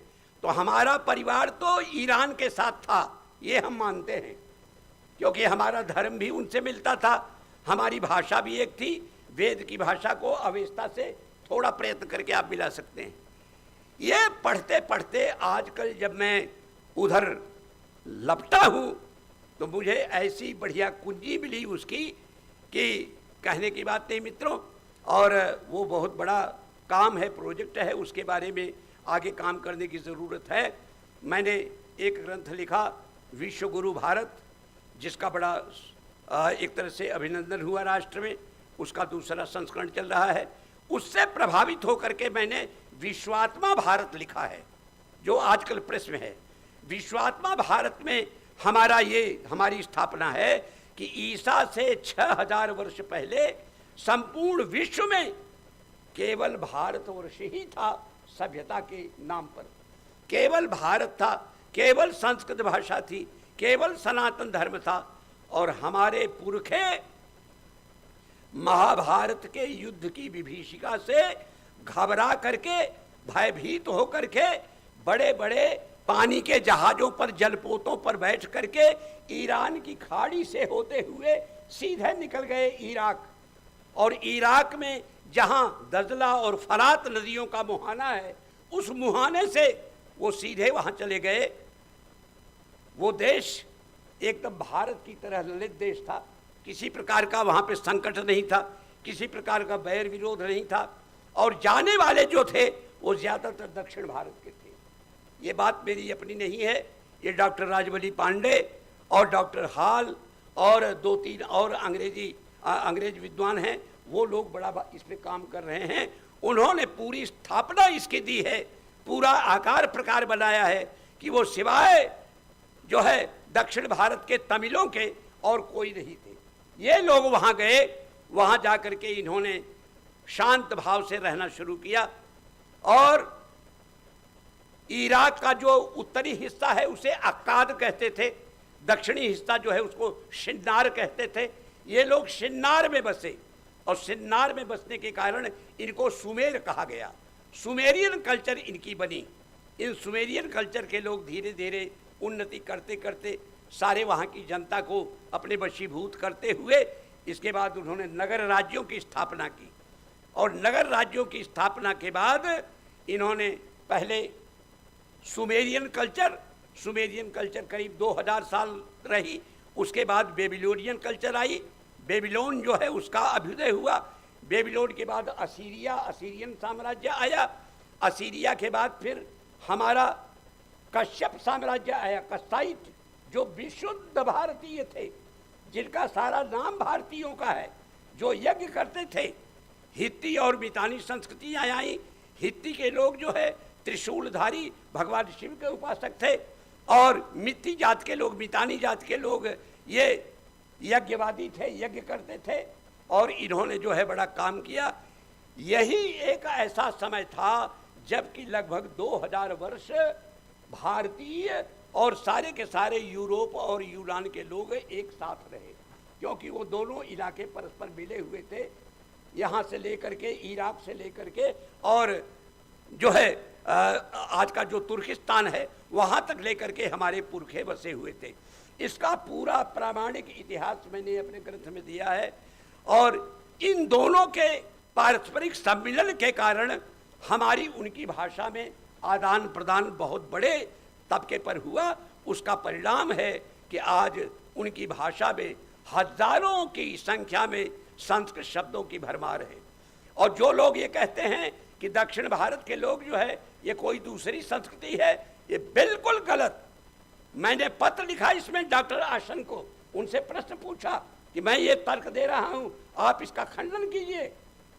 आपके पुरखे वहां पर गए प्राण बचाने के लिए, वहां पर रहे, उनकी भाषा को सीख करके आए और यहां आकर के संस्कृत के साथ उसका मिलान कर दिया। तो इससे जो है आप कोई दूसरी संस्कृति हो गए। यदि आप दूसरी संस्कृति हैं तो मैं वहां की शब्दावली दे रहा हूं, आप इसमें बताइए कौन आपकी है कौन उनकी है। वहां से सीख करके आए। ये मित्रों एक नई चीज़ देश के सामने आ रही है। दुर्भाग्य ये है कि हमारे गवर्नमेंट ऑफ इंडिया के पास इन सब कामों के लिए कोई बहुत ज़्यादा अवसर नहीं है कि ऐसे काम करने वालों को वो भेजे, क्योंकि हमें तो अरबी नहीं आती। अरब के लोग हमको क्यों बताएंगे कि हमारे यहाँ वेद पढ़ा जाता था? अरब के लोग क्यों बताएंगे अकूने बिरहमने व्यासनामा अजहिंद, कि पवित्र भारत देश से व्यास नाम का एक महर्षि हमारे यहाँ आया था। अकूने बिरहमने व्यासनामा अजहिंद, आमल 10 दाना अकल चुना मस्त। वो धर्माचार्य जरसुष्ट्र महाराज से कह रहा है गुस्ताश्म से कि हे राजन, हमारे पास तो कुछ नहीं था, हम तो मूर्खता की जिंदगी जी रहे थे, लेकिन अकूने बिरहमने व्यासनामा अजहिंद, पवित्र भारत देश जो हमारा पड़ोसी है, वहां से व्यास नाम वाला एक पवित्र ब्राह्मण, एक पवित्र ऋषि हमारे देश में आया। आमल 10 दाना, दाना माने नॉलेज, ज्ञान, 10 माने ब्रांच, जो ज्ञान की प्रत्येक शाखा में आमल एक्सपर्ट था। कोई ज्ञान की ऐसी शाखा नहीं थी जो भगवान वेद व्यास को कंठस्थ न हो। और अकल चुना मस्त, और भगवान ने उसको बड़ी मस्त अकल दी थी। ये आपको मैं अवेस्ता कोट करके बता रहा हूँ, अवेस्ता कोट करके बता रहा हूँ।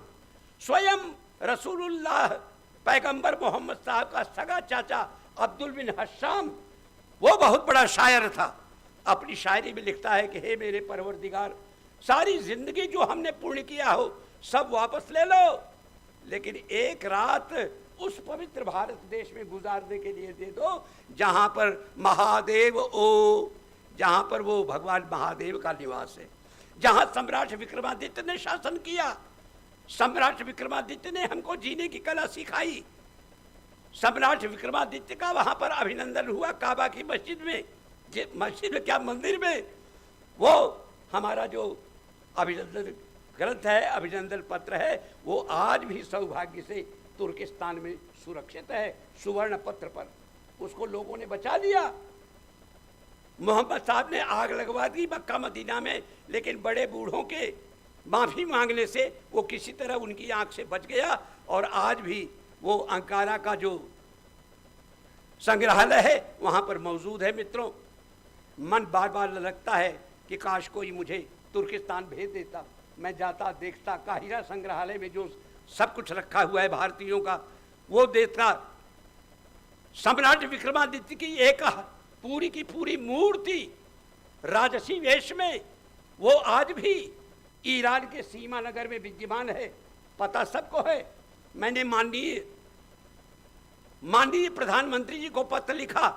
अब क्या करूं, जो पत्र लिखने की विधि है वही तो लिखूंगा। पता नहीं कैसे पाकिस्तान की 11 साल की लड़की की चिट्ठी तो मिल जाती है उनको, और एक कुलपति की चिट्ठी नहीं मिलती। कौन फाड़ के फेंक देता है, कहाँ चिट्ठियां जाती हैं। हमारा जो कर्तव्य है मैं करता हूं। चाइना गए तो हमने 11 प्रमाण उनको दिए पुराणों से कि इन इन जगहों पर यह पूरा का पूरा क्षेत्र भारत का बताया गया है। ये पर्वत और ये मानसरोवर झील और ये पूरा तिब्बत। ज़रूरत पड़े तो आप इस मंच पर उठाइए, ये मामूली प्रमाण नहीं होता है।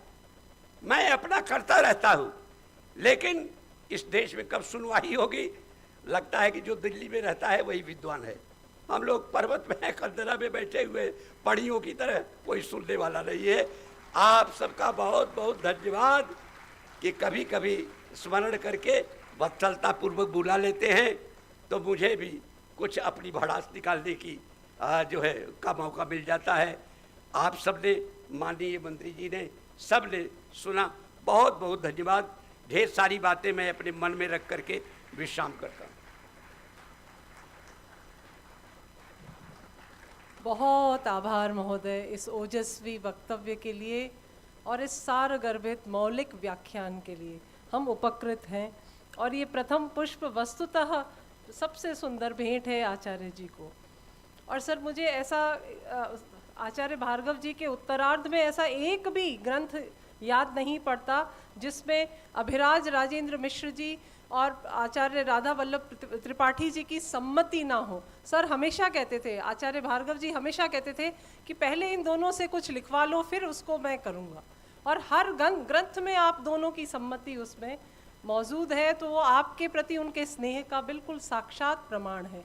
मैं बिना किसी अधिक भूमिका के अब इस आयोजन के सूत्रधार, कर्णधार डॉक्टर एम.एल. स्वर्णकार जी को आमंत्रित कर रही हूँ उनके वक्तव्य के लिए, क्योंकि ये सारा आयोजन उनकी परिकल्पना से हुआ है।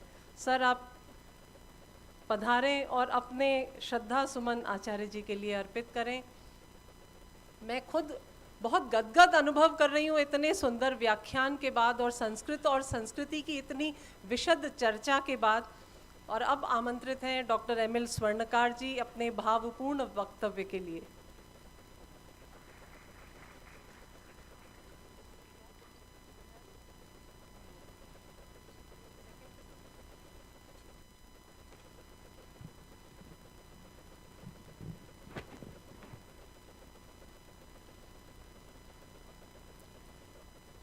आज के कार्यक्रम आचार्य दयानंद भार्गव स्मृति समारोह प्रथम पुष्प में पधारे हमारे मुख्य अतिथि श्री घनश्याम तिवारी जी, माननीय सांसद राज्यसभा, वरिष्ठ भाजपा नेता एवं पूर्व शिक्षा मंत्री, मेडिकल एजुकेशन मिनिस्टर ऑल्सो, और अभी जिनका हमने उद्बोधन सुना, बड़ा ओजस्वी, बड़ा सारगर्भित, मैं नहीं समझता कि उससे अच्छी पुष्पांजलि आचार्य दयानंद भार्गव जी को प्रथम पुष्प पर हो सकती है। पद्मश्री प्रोफेसर अभिराज राजेंद्र मिश्रा जी जो आज के मुख्य वक्ता हैं और पहले संपूर्णानंद संस्कृत यूनिवर्सिटी के वाइस चांसलर रहे हैं, प्रोफेसर श्रीधर मिश्र जी, कार्यकारी निदेशक केंद्रीय संस्कृत विद्यालय विश्वविद्यालय जयपुर परिसर, डॉक्टर वरुण भार्गव जो आचार्य भार्गव जी के बड़े पुत्र हैं, professor Shri Krishna Sharma, professor Narendra Awasthi, professor Satyaprakash Dubey ji, professor Saroj Kaushal ji, professor Shreyansh Kumar Singhai ji, doctor Pushpa Gupta ji, professor Renuka Rathore ji, doctor Sudhir Sachdev, doctor Manish Sachdev और उनके छोटे पुत्र प्रणव भार्गव जी, डिस्टिंग्विश्ड सम्मानीय अतिथि गण और संस्कृत विश्वविद्यालय परिसर की फैकल्टी तथा छात्र छात्रों, सभी को मेरा सादर नमस्कार, सभी को अभिवादन और प्रणाम। सर्वप्रथम मैं आदरणीय भाई साहब श्री घनश्याम तिवाड़ी जी को हार्दिक धन्यवाद देता हूं कि उन्होंने हमारा आमंत्रण स्वीकार किया। आपसे श्रेष्ठ दयानंद भार्गव स्मृति समारोह के प्रथम पुष्प के लिए दूसरा कोई भी व्यक्ति मुख्य अतिथि नहीं हो सकता, ऐसा मेरा मानना है। आपका एक बार पुनः दिल से धन्यवाद। हम सब लोग ये चाह रहे थे कि घनश्याम तिवाड़ी जी आज के समारोह के मुख्य अतिथि बने और जब भी मैं इनसे रिक्वेस्ट करता हूँ, आज तक ऑलमोस्ट 25-30 साल हो गए, कभी भी इन्होंने ना नहीं किया। मेरी दयानंद भार्गव जी के बारे में मैं कुछ बात शेयर करना चाहता हूँ कि आज से लगभग 30 साल पहले मेरी मुलाकात उनसे डॉक्टर सुधीर सचदेव ने कराई थी कि सर संस्कृत के बहुत विद्वान हैं और उनसे आप एक बार मिलिए कि मुझे थोड़ी भगवत गीता सीखने की एक लालसा थी। तो उनके घर गए और फिर धीरे धीरे संबंध प्रगाढ़ होते चले गए और मैंने कुछ समय के लिए उनसे भगवत गीता का अध्ययन किया। और सबसे अहम बात यह है कि धीरे धीरे न केवल गुरु शिष्य का संबंध रहा, बल्कि एक पिता पुत्रवत संबंध हमारा बन गया। जब भी मैं उनके यहाँ जाता था तो वो हमेशा मेडिटेशन पर बहुत जोर देते थे। ध्यान, बोला डॉक्टर साहब ध्यान करना है, 5 मिनट करो, 10 मिनट करो। मैंने आचार्य जी थोड़ा आपसे सत्संग कर लेते हैं, बातें सीख लेते हैं। पर उनकी हमेशा ये थी कि नहीं, मैं आपकी देख रहा हूँ कि Mahatma Gandhi university of medical science के लिए आप कितना स्ट्रगल करते हो, इसलिए मैं चाहता हूँ कि आप मेडिटेशन करो। तो वो ध्यान कराते थे और हमेशा जब भी गए वहाँ पे वो ध्यान कराते थे। और कई बार तो कहते थे कि मैं आपके घर आ जाता हूँ। मैंने नहीं आचार्य जी, मैं ऐसी दृष्टता नहीं करूँगा, मैं हमेशा आपके पास आ जाऊंगा। और उन्होंने जो मेडिटेशन पे जोर दिया, जो ध्यान पे जोर दिया, वो सबके हमारे जीवन में बहुत ही उपयोगी है। और एक सबसे बड़ी विलक्षण बात मैं आपको बताना चाहूँगा कि किस तरह इन महापुरुषों को इंट्यूशन आते हैं कि पिछले वर्ष जब उनका स्वर्गवास हो, उससे पहले मेरा 69th बर्थडे था। तो मैंने आचार्य जी ने बोला कि आपका बर्थडे मनाते हैं डॉक्टर साहब, और उनकी वेदांत सार पुस्तक का विमोचन भी करना था। तो मैंने कहा आचार्य जी मेरा 70वां बर्थडे आएगा तब मना लेंगे। बोला आपका तो 70वां आ जाएगा, पर मेरा क्या पता है कि मैं रहूँगा या नहीं रहूँगा। और 69th birthday Mahatma Gandhi university of medical sciences के लेक्चर हॉल में मनाया गया। बहुत धूमधाम से, बड़ा अच्छा मनाया गया, जिसमें अभी नरेंद्र अवस्थी जी की जो बिटियाँ हैं उसके नीराजन को आचार्य जी को वो भी थोड़ी देर बाद सुनाएंगी। तो ये एक बड़ी ब्रह्मलीन होने से पहले उनको इस तरह का एहसास होना, और वो 3-4 घंटे प्रोग्राम चला, वो उन्होंने सुनाया। तो हम सब ने, सुबोध शर्मा जी ने, नरेंद्र अवस्थी जी ने, रेणुका राठौड़ जी ने, उनके पुत्र ने, प्रणव जी ने, स्पेशली सब ने सोचा, डॉक्टर सुधीर ने, कि भाई किस तरह से उनके जो, जैसे इन्होंने बताया कि वास्तव में महर्षि याज्ञवल्क्य थे। और अभी जब मैं आदरणीय परम पूज्य घनश्याम तिवाड़ी जी के घर बैठा हुआ था, तो उन्होंने भी यही बोला कि आज के युग के वो महान ऋषि दयानंद भार्गव जी थे।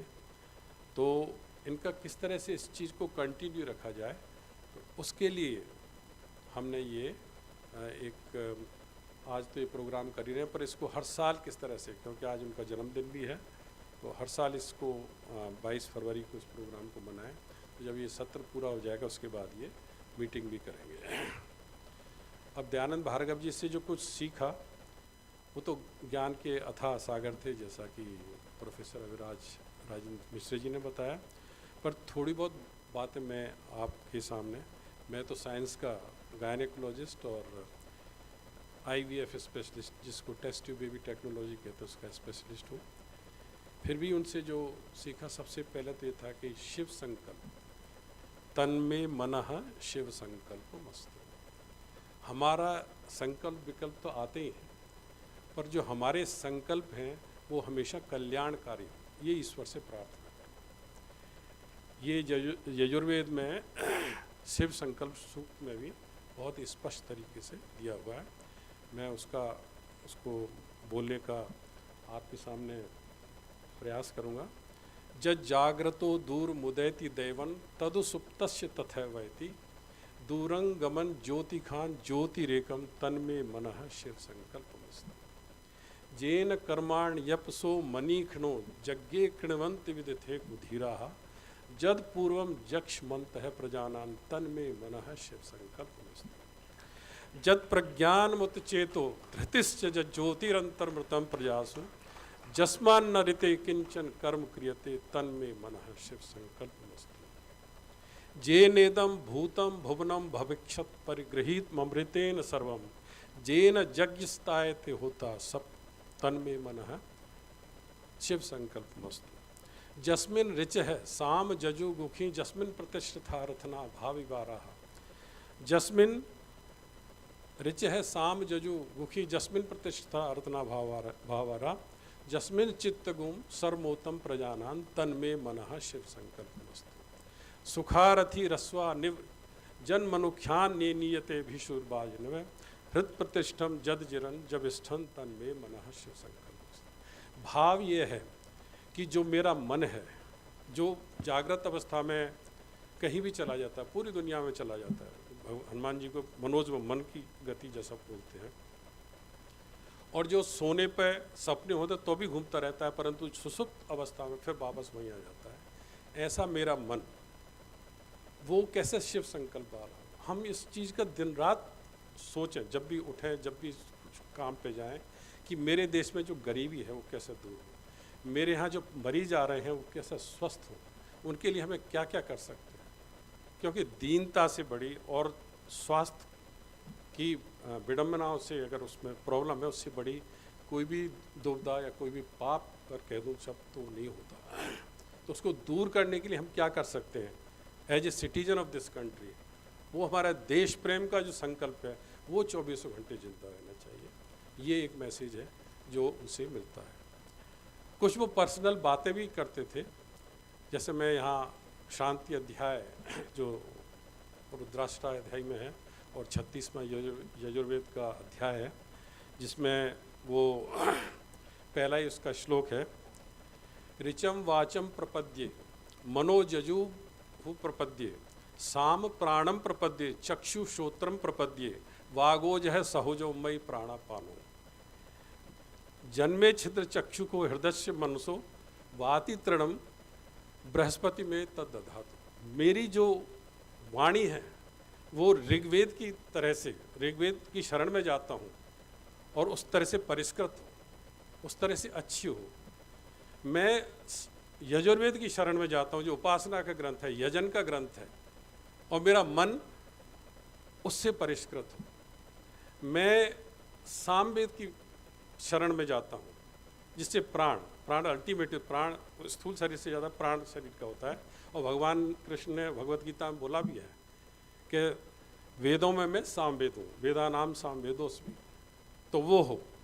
और मेरी जो वाक शक्ति और जो पूरे शरीर की जो स्वास्थ्य है, वो मेरे जो प्राण अपान है वो स्वस्थ हो। ऐसी भगवान से आप प्रार्थना करते हो। और मेरे मन में जो छिद्र हैं, मेरी चक्षुओं में छिद्र हैं, यन में चक्षु छिद्र हो। मेरे चक्षु छिद्र मतलब कि जो दृष्टि दोष है, मेरे मन में जो छिद्र हैं, मेरे राग द्वेष के जो छिद्र हैं, वो किस तरह से दूर हो। ऐसी भगवान से प्रार्थना इन हमारे वेदों में, इन संस्कृत की भाषाओं में की गई है। तो ये बड़ी इम्पोर्टेंट चीज़ है जो पर्सनल लेवल पे भी कई बार उनसे जब डिस्कशन करते थे, सत्संग करते थे तो आती थी। और जैसे अंत में जो जीवन का सार है, मैं तो ब्रज के पास का ही रहने वाला हूँ। और जैसा कि अभी हमारे मुख्य वक्ता जी ने बताया कि उन्होंने एक बार दयानंद भार्गव जी ने मेरे से पूछा कि डॉक्टर साहब आप भगवत गीता मेरे कहने से पढ़ते रहते हो, तो आपको ज्ञान मार्ग अच्छा लगा या कर्म मार्ग अच्छा लगा? मैंने कहा आचार्य जी मुझे तो भक्ति मार्ग ही अच्छा लगता है, क्योंकि चाहे कितना ही ज्ञान हो, कितनी भी आपका कर्म हो, यदि आप में ईश्वर के प्रति प्रेम नहीं है, आप में अपने देश के प्रति प्रेम नहीं है, तो उसका कोई मतलब नहीं है। वो जैसे एक पशु है बिना पूछ का, उस तरह से आप कितने विद्वान हो, कितने भी आप कर्मयोगी हो, जब तक आप अपने देश का अच्छा भला नहीं सोचते हो, मैं नहीं समझता कि कुछ मतलब है। और तुलसीदास जी ने इसको कवितावली में बड़ी अच्छी तरह कहा है, सिया राम स्वरूप अगाध अनूप, बिलोचन मीनन को जल है। सिया राम स्वरूप अगाध अनूप, बिलोचन मीनन को जल है। श्रुति राम कथा मुख राम को नाम, पुन फिर पुन ये पुन राम ही को थल है। श्रुति राम कथा मुख राम को नाम, हृदय पुन ये पुन राम ही को, वहीं राम का ही वहीं निवास है। मति राम ही सो, गति राम ही सो, रति राम ही सो, राम ही को बल है। सबकी न कहे तुलसी के मते, इतनो जग जीवन को फल है। हमेशा राम में होना, यही है, यही जीवन का फल है, जो आप हनुमान चालीसा में पढ़ते हैं। और मनोरथ जो कोई लावे, सोई अमित जीवन फल पावे। ये जीवन का फल है कि भगवान में अपार श्रद्धा, अपने देश में अपार श्रद्धा, अपने देशवासियों के लिए अपार श्रद्धा, उनके लिए जो कुछ कर सकते हैं, जितनी आप कर सकते हैं वो करें। इसी के साथ में आज मेरे अनुरोध पे, हमारे अनुरोध पे परम आदरणीय भाई साहब घनश्याम तिवारी जी पधारे और इसकी शोभा बढ़ाई, और अबराज राजेंद्र जी आए, बाकी सब विद्वान लोग आए। इसके लिए मैं बहुत बहुत धन्यवाद देता हूँ। और आगे भी ये प्रोग्राम हर साल इस तरह से दयानंद भार्गव स्मृति समारोह में चलते रहे, ये मैं आशा आप सबसे करता हूँ, प्रार्थना करता हूँ। Thank you very much. बहुत आभार सर, आपकी वजह से ही ये कार्यक्रम इस स्वरूप में संभव हो रहा है, इतने बृहत रूप में संभव हो रहा है, तो हम सब आपके कृतज्ञ हैं।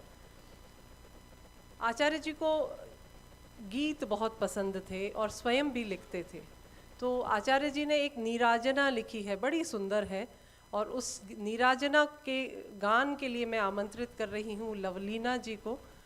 लवलीना जी आचार्य जी की गोद में ही खेली हैं और आचार्य नरेंद्र अवस्थी जी की पुत्री हैं और IIAS यूनिवर्सिटी में सहायक आचार्य हैं। मैं लवलीना जी को आमंत्रित करती हूँ नीराजना के लिए।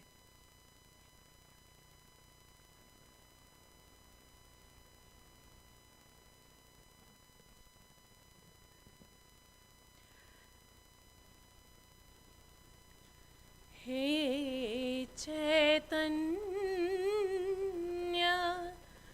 प्रदीप जलो,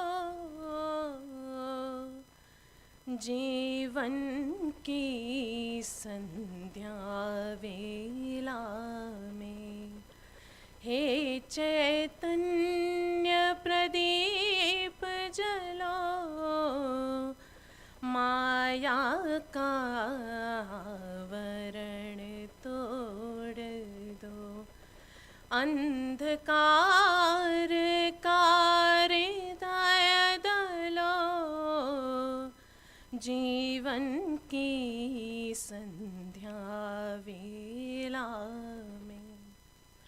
सोहम सोहम घंटे की ध्वनि घट घट में है गूंज रही, श्वास श्वास में आमंत्रण है।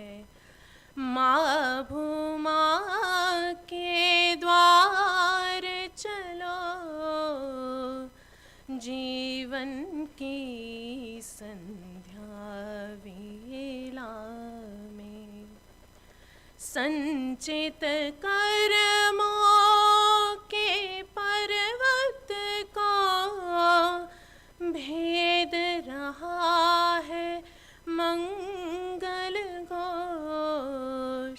शंखनाहत नाद नदी में।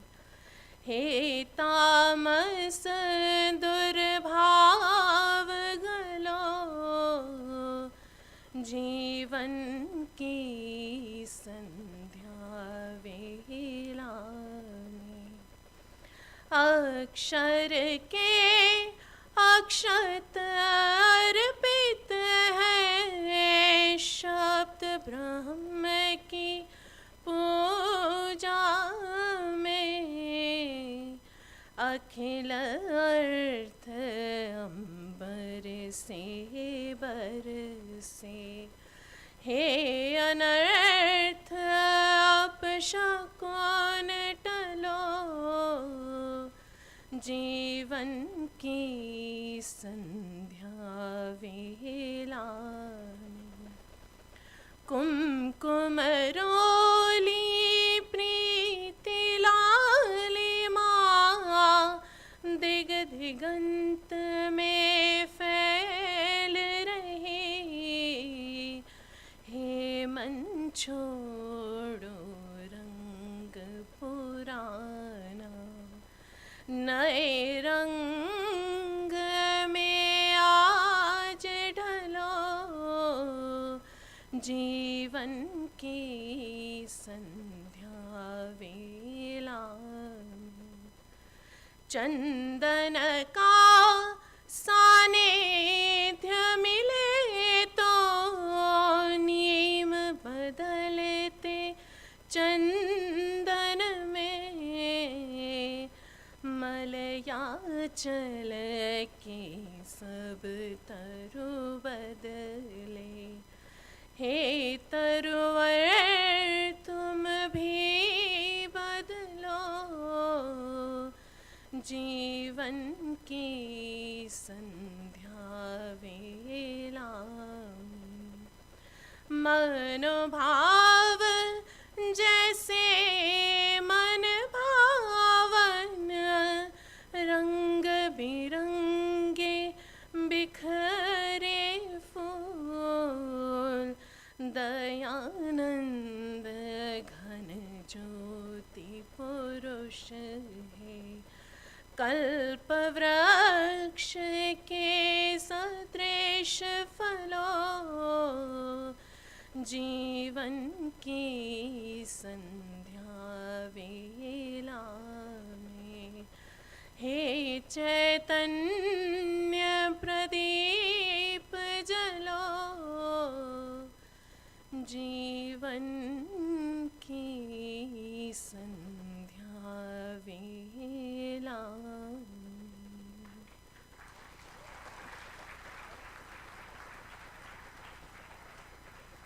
बहुत सुंदर। मुझे याद है आचार्य जी का कोई भी कार्यक्रम कहीं भी हो, एक छोटा सा गान उनको हमेशा पसंद था। तो मुझे लगता है ये प्रथम पुष्प उनको बहुत अच्छा लग रहा होगा, जो उनकी हर चीज़, उनकी पसंद की हर चीज़ हो रही है। और अब उनके सब अति प्रिय और बहुत जिनके प्रति उनका अनुराग था, ऐसे हमारे इस कार्यक्रम के मुख्य अतिथि श्रीमान घनश्याम तिवाड़ी जी को मैं आमंत्रित कर रही हूँ आपके आशीर्वचन के लिए और आचार्य जी के पुण्य स्मरण और श्रद्धांजलि के लिए।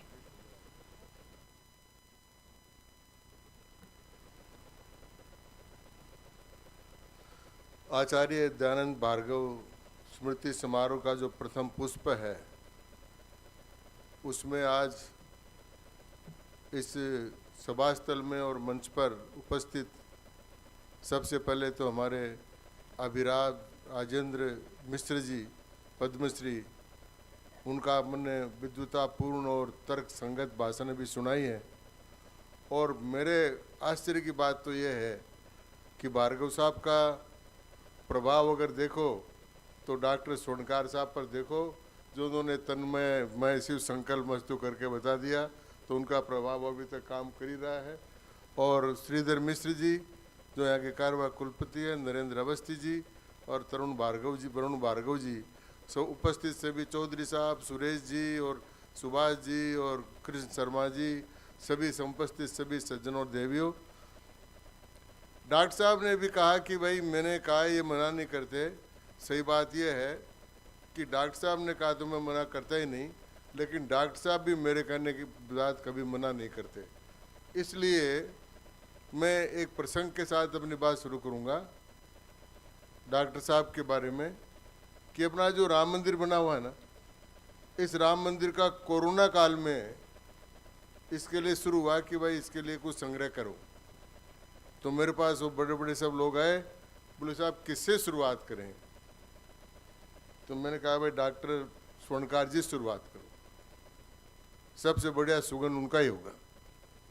तो उनका चलो, तो हम गए। अब मैं इन्होंने मना कर दिया मुझे कि मेरी ये बात कहीं काम मत करो, लेकिन मैं कह इसलिए रहा हूँ कि इस बात से दूसरों को प्रेरणा मिलती।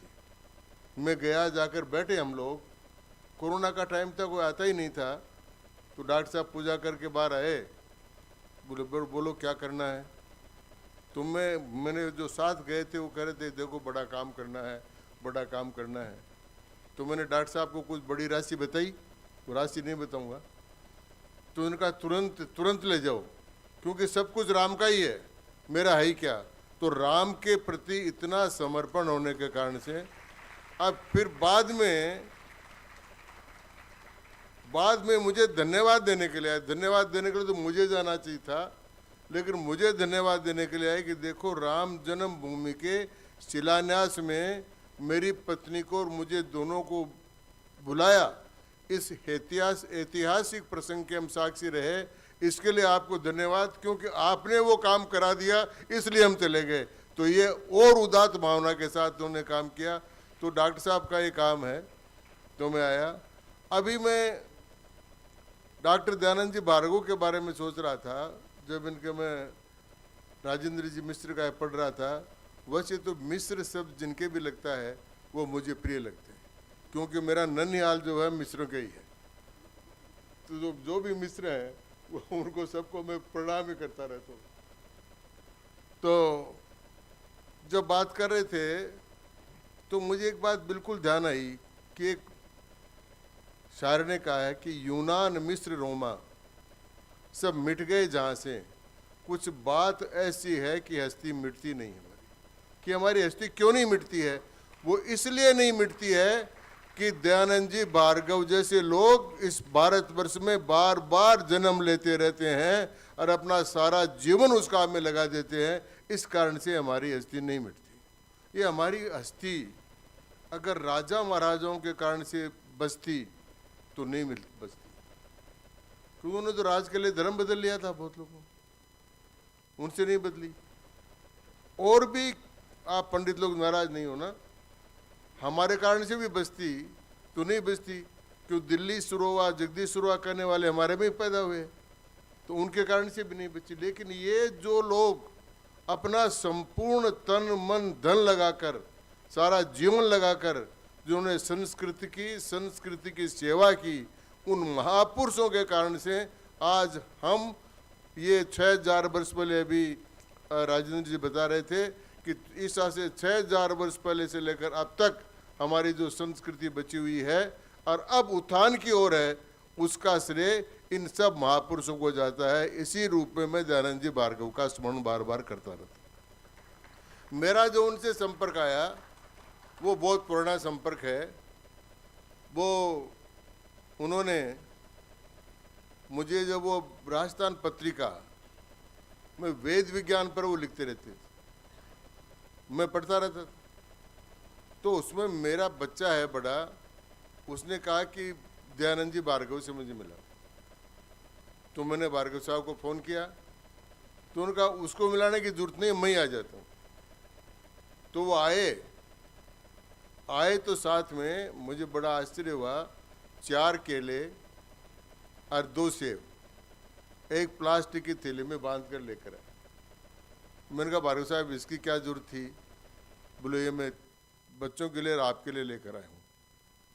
तो मैंने उनका स्वीकार किया और बच्चों को पढ़ाने लगे। आज मेरी एक बच्ची डॉक्टर ऋचा तिवारी, वो भी और बड़े वाला बच्चा, उसने भी श्री अरविंदो पर पढ़ाई करी है, श्री अरविंदो पर, और उसने तो पीएचडी ही श्री अरविंदो पर कर ली बच्ची ने। और अब पांडिचेरी सेंट्रल यूनिवर्सिटी में वो प्रोफेसर भी हैं, पढ़ाती भी है। उनके भार्गव साहब ने उनको पढ़ाया सारा चित्र से, और उनको जब पढ़ा रहे थे उस समय मैं भी उनसे बातचीत करता रहता। तो उन्होंने मुझे बताई, सो देखो भाई, श्री अरविंद की जो इंग्लिश है, जैसे अभी बता रहे थे अपने मिश्र जी कि भारतीय वो ऐसी अंग्रेजी बोलते थे, लोकमान्य तिलक और वो कि अंग्रेजी सुनते रह जाते थे। लेकिन श्री अरविंदो ने जो अंग्रेजी में अपनी पुस्तकें लिखी हैं, उनका अंग्रेजी वालों को भी अनुवाद करने के लिए जरूरत पड़ती है अंग्रेजी की, तो वो भी लिखते थे। श्री अरविंदो पर उन्होंने किया, तो ये सारा प्रसाद उनका ही था। फिर मुझे अवसर मिला कि मैं संस्कृत विश्वविद्यालय, रामानंद संस्कृत विश्वविद्यालय का बिल संसद में पेश करूं और उसको बनाऊं। तो उस बनाने में जो काम करना था, तो मैं दो बात लोगों को याद करना चाहता हूं कि नारायणदास जी महाराज थे वहाँ। मैंने वो बिल तो पास करा दिया, पैसे नहीं थे सरकार के पास। आज के सरकारों के पास तो खूब पैसे नहीं थे। 300 बीघा जमीन दिला दी, पैसे की समस्या आई तो नारायणदास जी महाराज ने और राघवाचार्य जी महाराज ने उनको पास गए हम लोग। तो नारायणदास जी ने कहा, कोई चिंता मत करो, जितने रुपए लगेंगे मैं लगाऊंगा। 50 करोड़ रुपए उस समय नारायणदास जी महाराज ने बिना किसी का नाम लिखे हुए रामानंदाचार्य संस्कृत विद्यालय में लगा। उसके कारण से उस संस्कृत विश्वविद्यालय, अब उस संस्कृत विश्वविद्यालय में जैसा अभी वर्णन कर रहे थे, जयपुर में ऐसे महान पंडित हुए हैं। जब वृंदावन की गलियों को, जयपुर की गलियों के बारे में भी चर्चा करे राजेंद्र जी मिश्र, तो ऐसे ऐसे लोग पैदा हुए जिनके कारण से कुछ लोग तो आप नाम जानते ही हैं, मधुसूदन जी ओझा का नाम। तो मधुसूदन जी ओझा के नाम पर वेद विज्ञान जो सीट बनी, उसका चेयरपर्सन अपन ने दयानंद जी भार्गव को बनाया। उसी प्रकार गिरिधर श्रीमान चतुर्वेदी जी, भट्ट मथुरानाथ जी शास्त्री, पट्टाभिराम शास्त्री जी आदि के नाम से 8 पीठ बनाए, और 8 पीठों के हमने चेयरपर्सन बनाए, और उन 8 पीठों ने काम करना शुरू किया।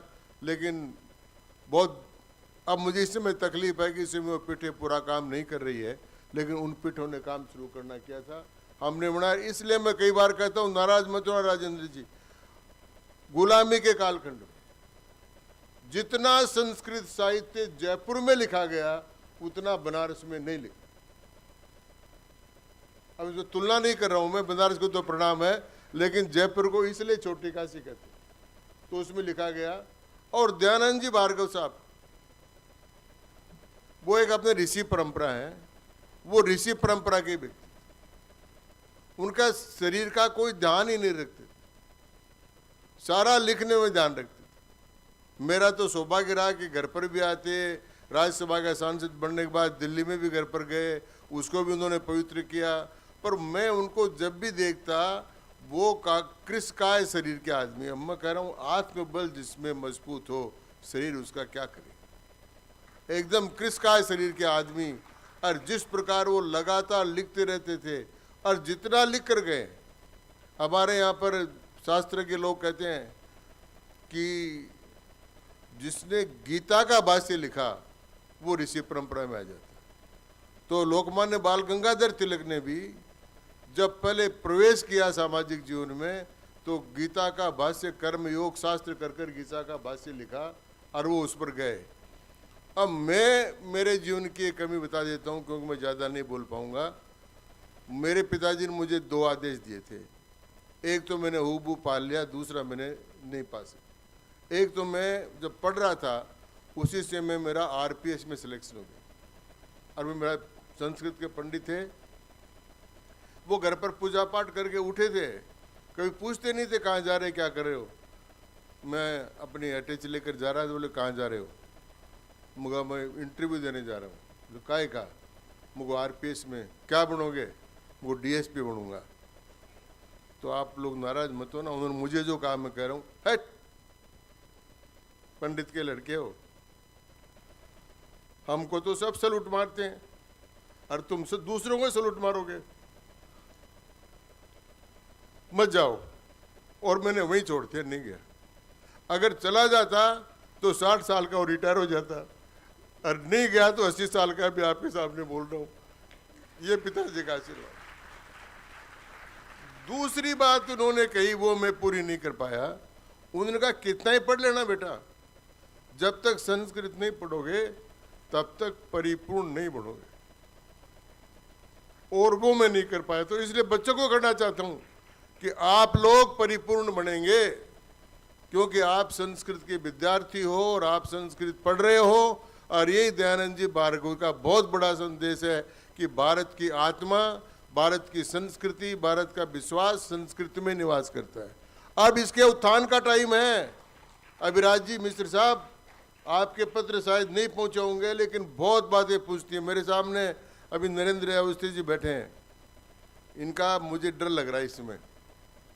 इनके नाम में तो नरेंद्र लगा हुआ है और इनका चेहरे से देखने से लगता है कि अमित शाह बैठा हुआ है, दोनों एक साथ है।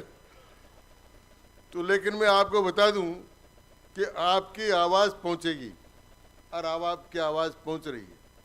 ये आवाज तो साहब जिसी दिन से पूछना शुरू हो गया था, जिस दिन से राम मंदिर की नींव लगाते समय नरेंद्र मोदी जी ने राम मंदिर की नींव लगाकर फिर 52 सेकंड में 500 वर्ष के कालखंड का पाप यस्य प्राणाम प्रतिष्ठा, यस्य प्राणाम प्रतिष्ठा कहकर वो जो ही छड़ी राम जी के राम लाके लगाई थी, उसी दिन से संस्कृतकार भारतीय संस्कृति का उत्थान वापस प्रारंभ हो गया और वो हो रहा है।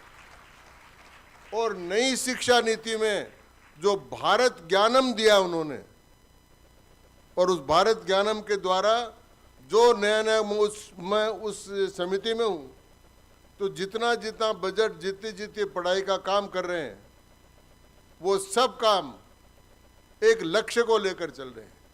भारत की सर्वांगीण विकास उन्नति बिना संस्कृत के संभव नहीं है। ये काम नरेंद्र मोदी जी को अच्छी तरह से पता है, क्योंकि उनका जीवन भी पूर्णतः राष्ट्र को समर्पित जीवन है और वो इनके वाराणसी से चुनाव जीत कर जाते हैं, तो इनके ही काम से वो आ रहे हैं। तो वो भारत की संस्कृति के उत्थान के लिए काम कर रहे हैं। और ये बात भी कोई कहने की मीन मेघ नहीं है कि भारतीय सारी भाषाएं राष्ट्रभाषा है और संस्कृत राष्ट्रभाषा है ही है। और जो संविधान सभा ने जो मान्य किया, जो किया, लेकिन परिस्थितियां समय बदलते रहता है और जो समय परिस्थितियां बदलेगी, जो यथार्थ का स्थान है वो आएगा। और आज हम ये बात कह सकते हैं कि हम अमृत पुत्र हैं, हम अमृत पुत्र हैं।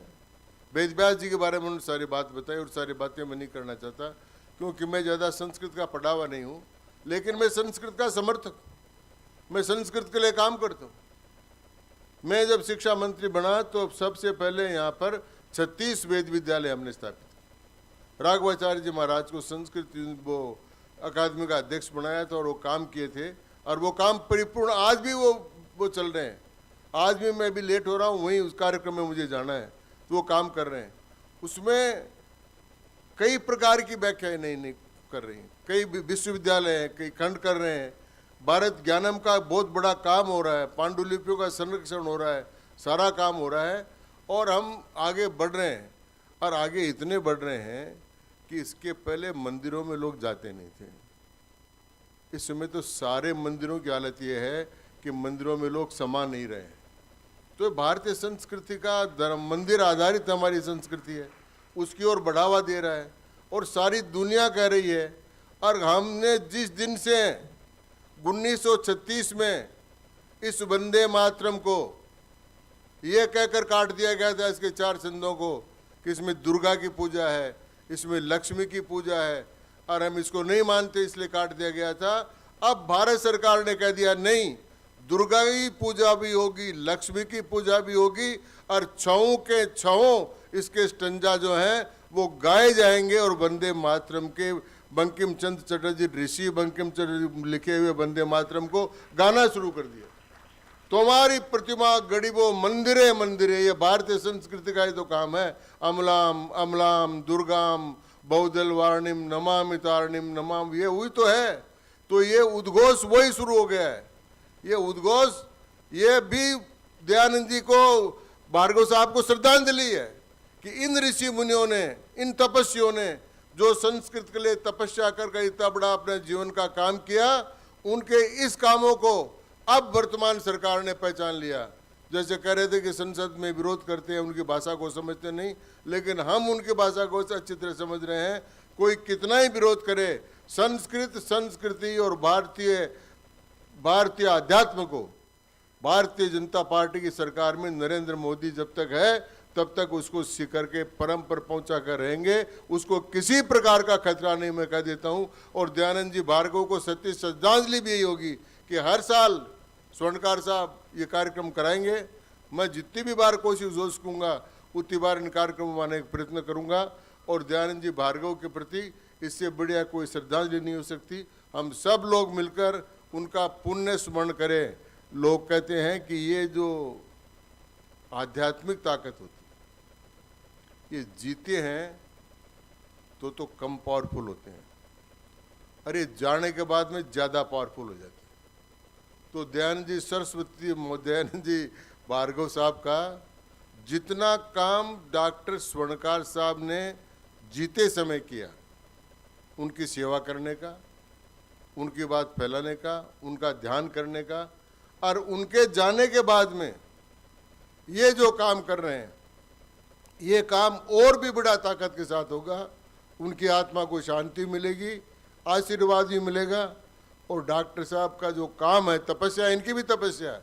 इन्होंने महात्मा गांधी आयुर्विज्ञान एवं प्रौद्योगिकी संस्थान को जितना शुरू से खड़ा किया है, मुझे पता है उसका, बहुत परिश्रम से खड़ा कर आज राजस्थान की एकमात्र हॉस्पिटल है जिसमें जाकर आप सरकार की सारी सुविधाओं का लाभ कैशलेस ले सकते हैं। और 100, 150, 200 करोड़ सरकार के बाकी हो जाते हैं, फिर भी ये मरीजों को इलाज के लिए मना नहीं करते हैं। ये भी भावना है, तन में मन शिव संकल्प मस्तु जो इन्होंने किया है। बहुत बहुत धन्यवाद। और भार्गव साहब को पुनः श्रद्धांजलि, और इस कार्यक्रम के लिए आपको बहुत बहुत धन्यवाद। मैं ज़्यादा इसलिए नहीं बोल रहा हूँ कि विद्वानों में कम बोलना ही अकल का काम है, इसलिए मैं इसी के साथ धन्यवाद, नमस्कार। आपका बहुत आभार महोदय। इस नव भारत निर्माण को हम भी बहुत आशान्वित दृष्टि से देख रहे हैं। और आचार्य जी को समय निष्ठा भी बहुत पसंद थी, और लगभग हम अपने कार्यक्रम को 15 मिनट की ही देरी हुई है और हम समय पर पूर्ण कर पा रहे हैं। बहुत संक्षिप्त आभार ज्ञापन के लिए मैं डॉक्टर वरुण भार्गव जी को आमंत्रित करती हूँ।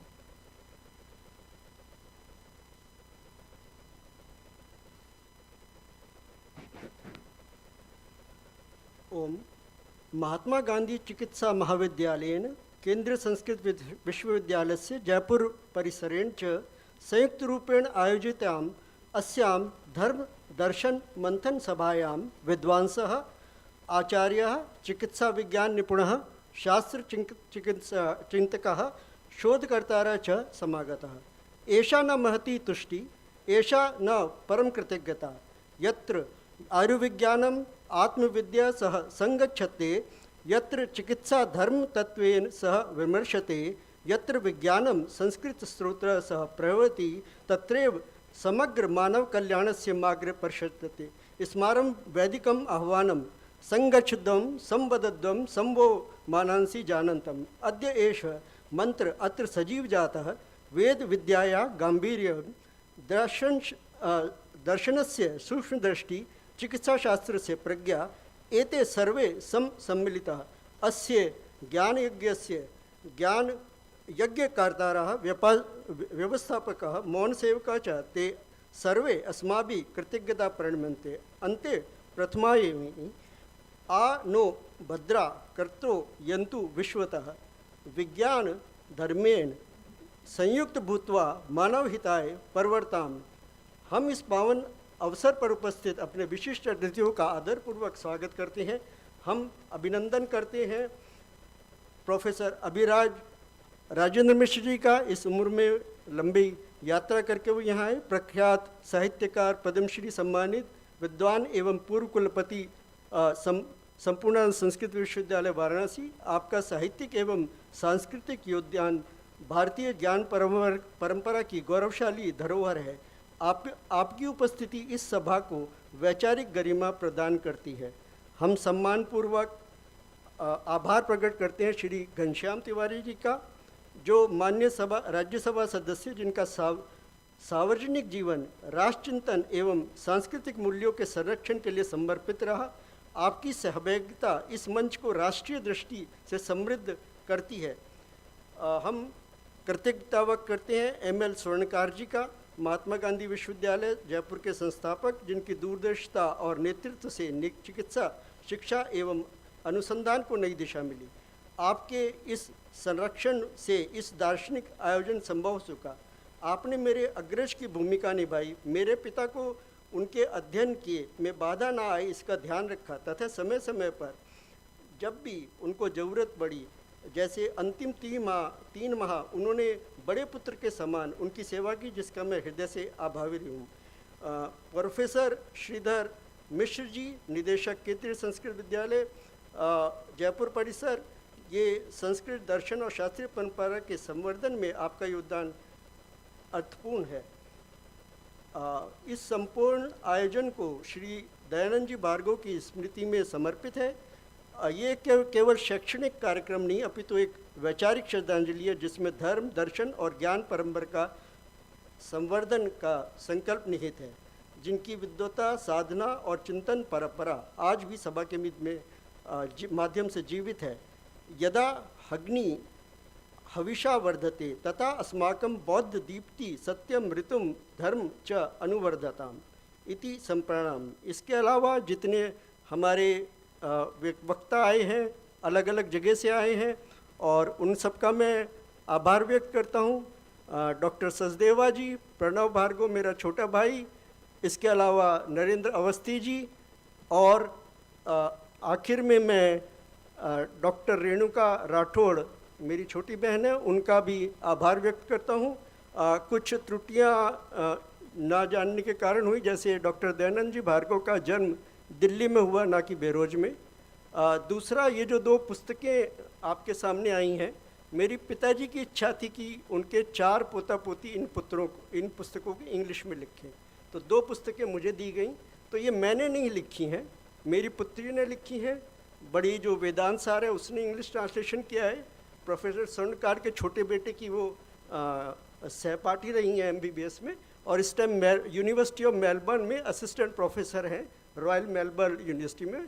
और दूसरी पुस्तक मेरी छोटी बेटी ने लिखी है, जो उसको दी थी उनके दादाजी ने, उन्होंने एक पत्र लिख के दिया था कि तुम्हें करना है। तो वो पुस्तक अनुष्का भार्गव ने लिखी है, जो इस टाइम फिलिप्स बेंगलोर के अंदर कंप्यूटर डेवलपमेंट इंजीनियर है। आप सबका बहुत बहुत धन्यवाद।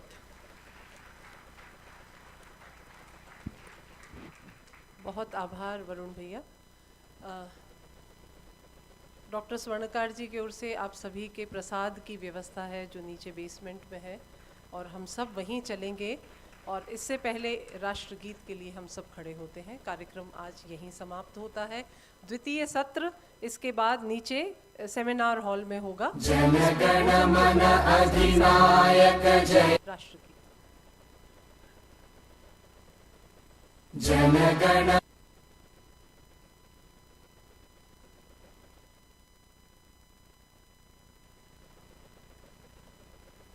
मन अधिनायक जन गण मन अधिनायक जय हे भारत भाग्य विधाता पंजाब सिंह।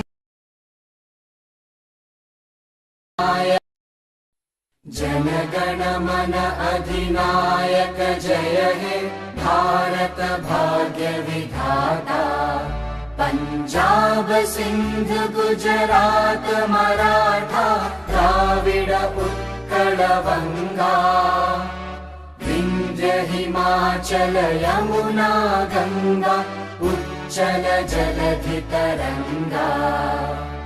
तव शुभ नामे जागे तव शुभ आशीष मांगे गाहे तव जय गाथा। जन गण मंगलदायक जय हे भारत भाग्य विधाता जय हे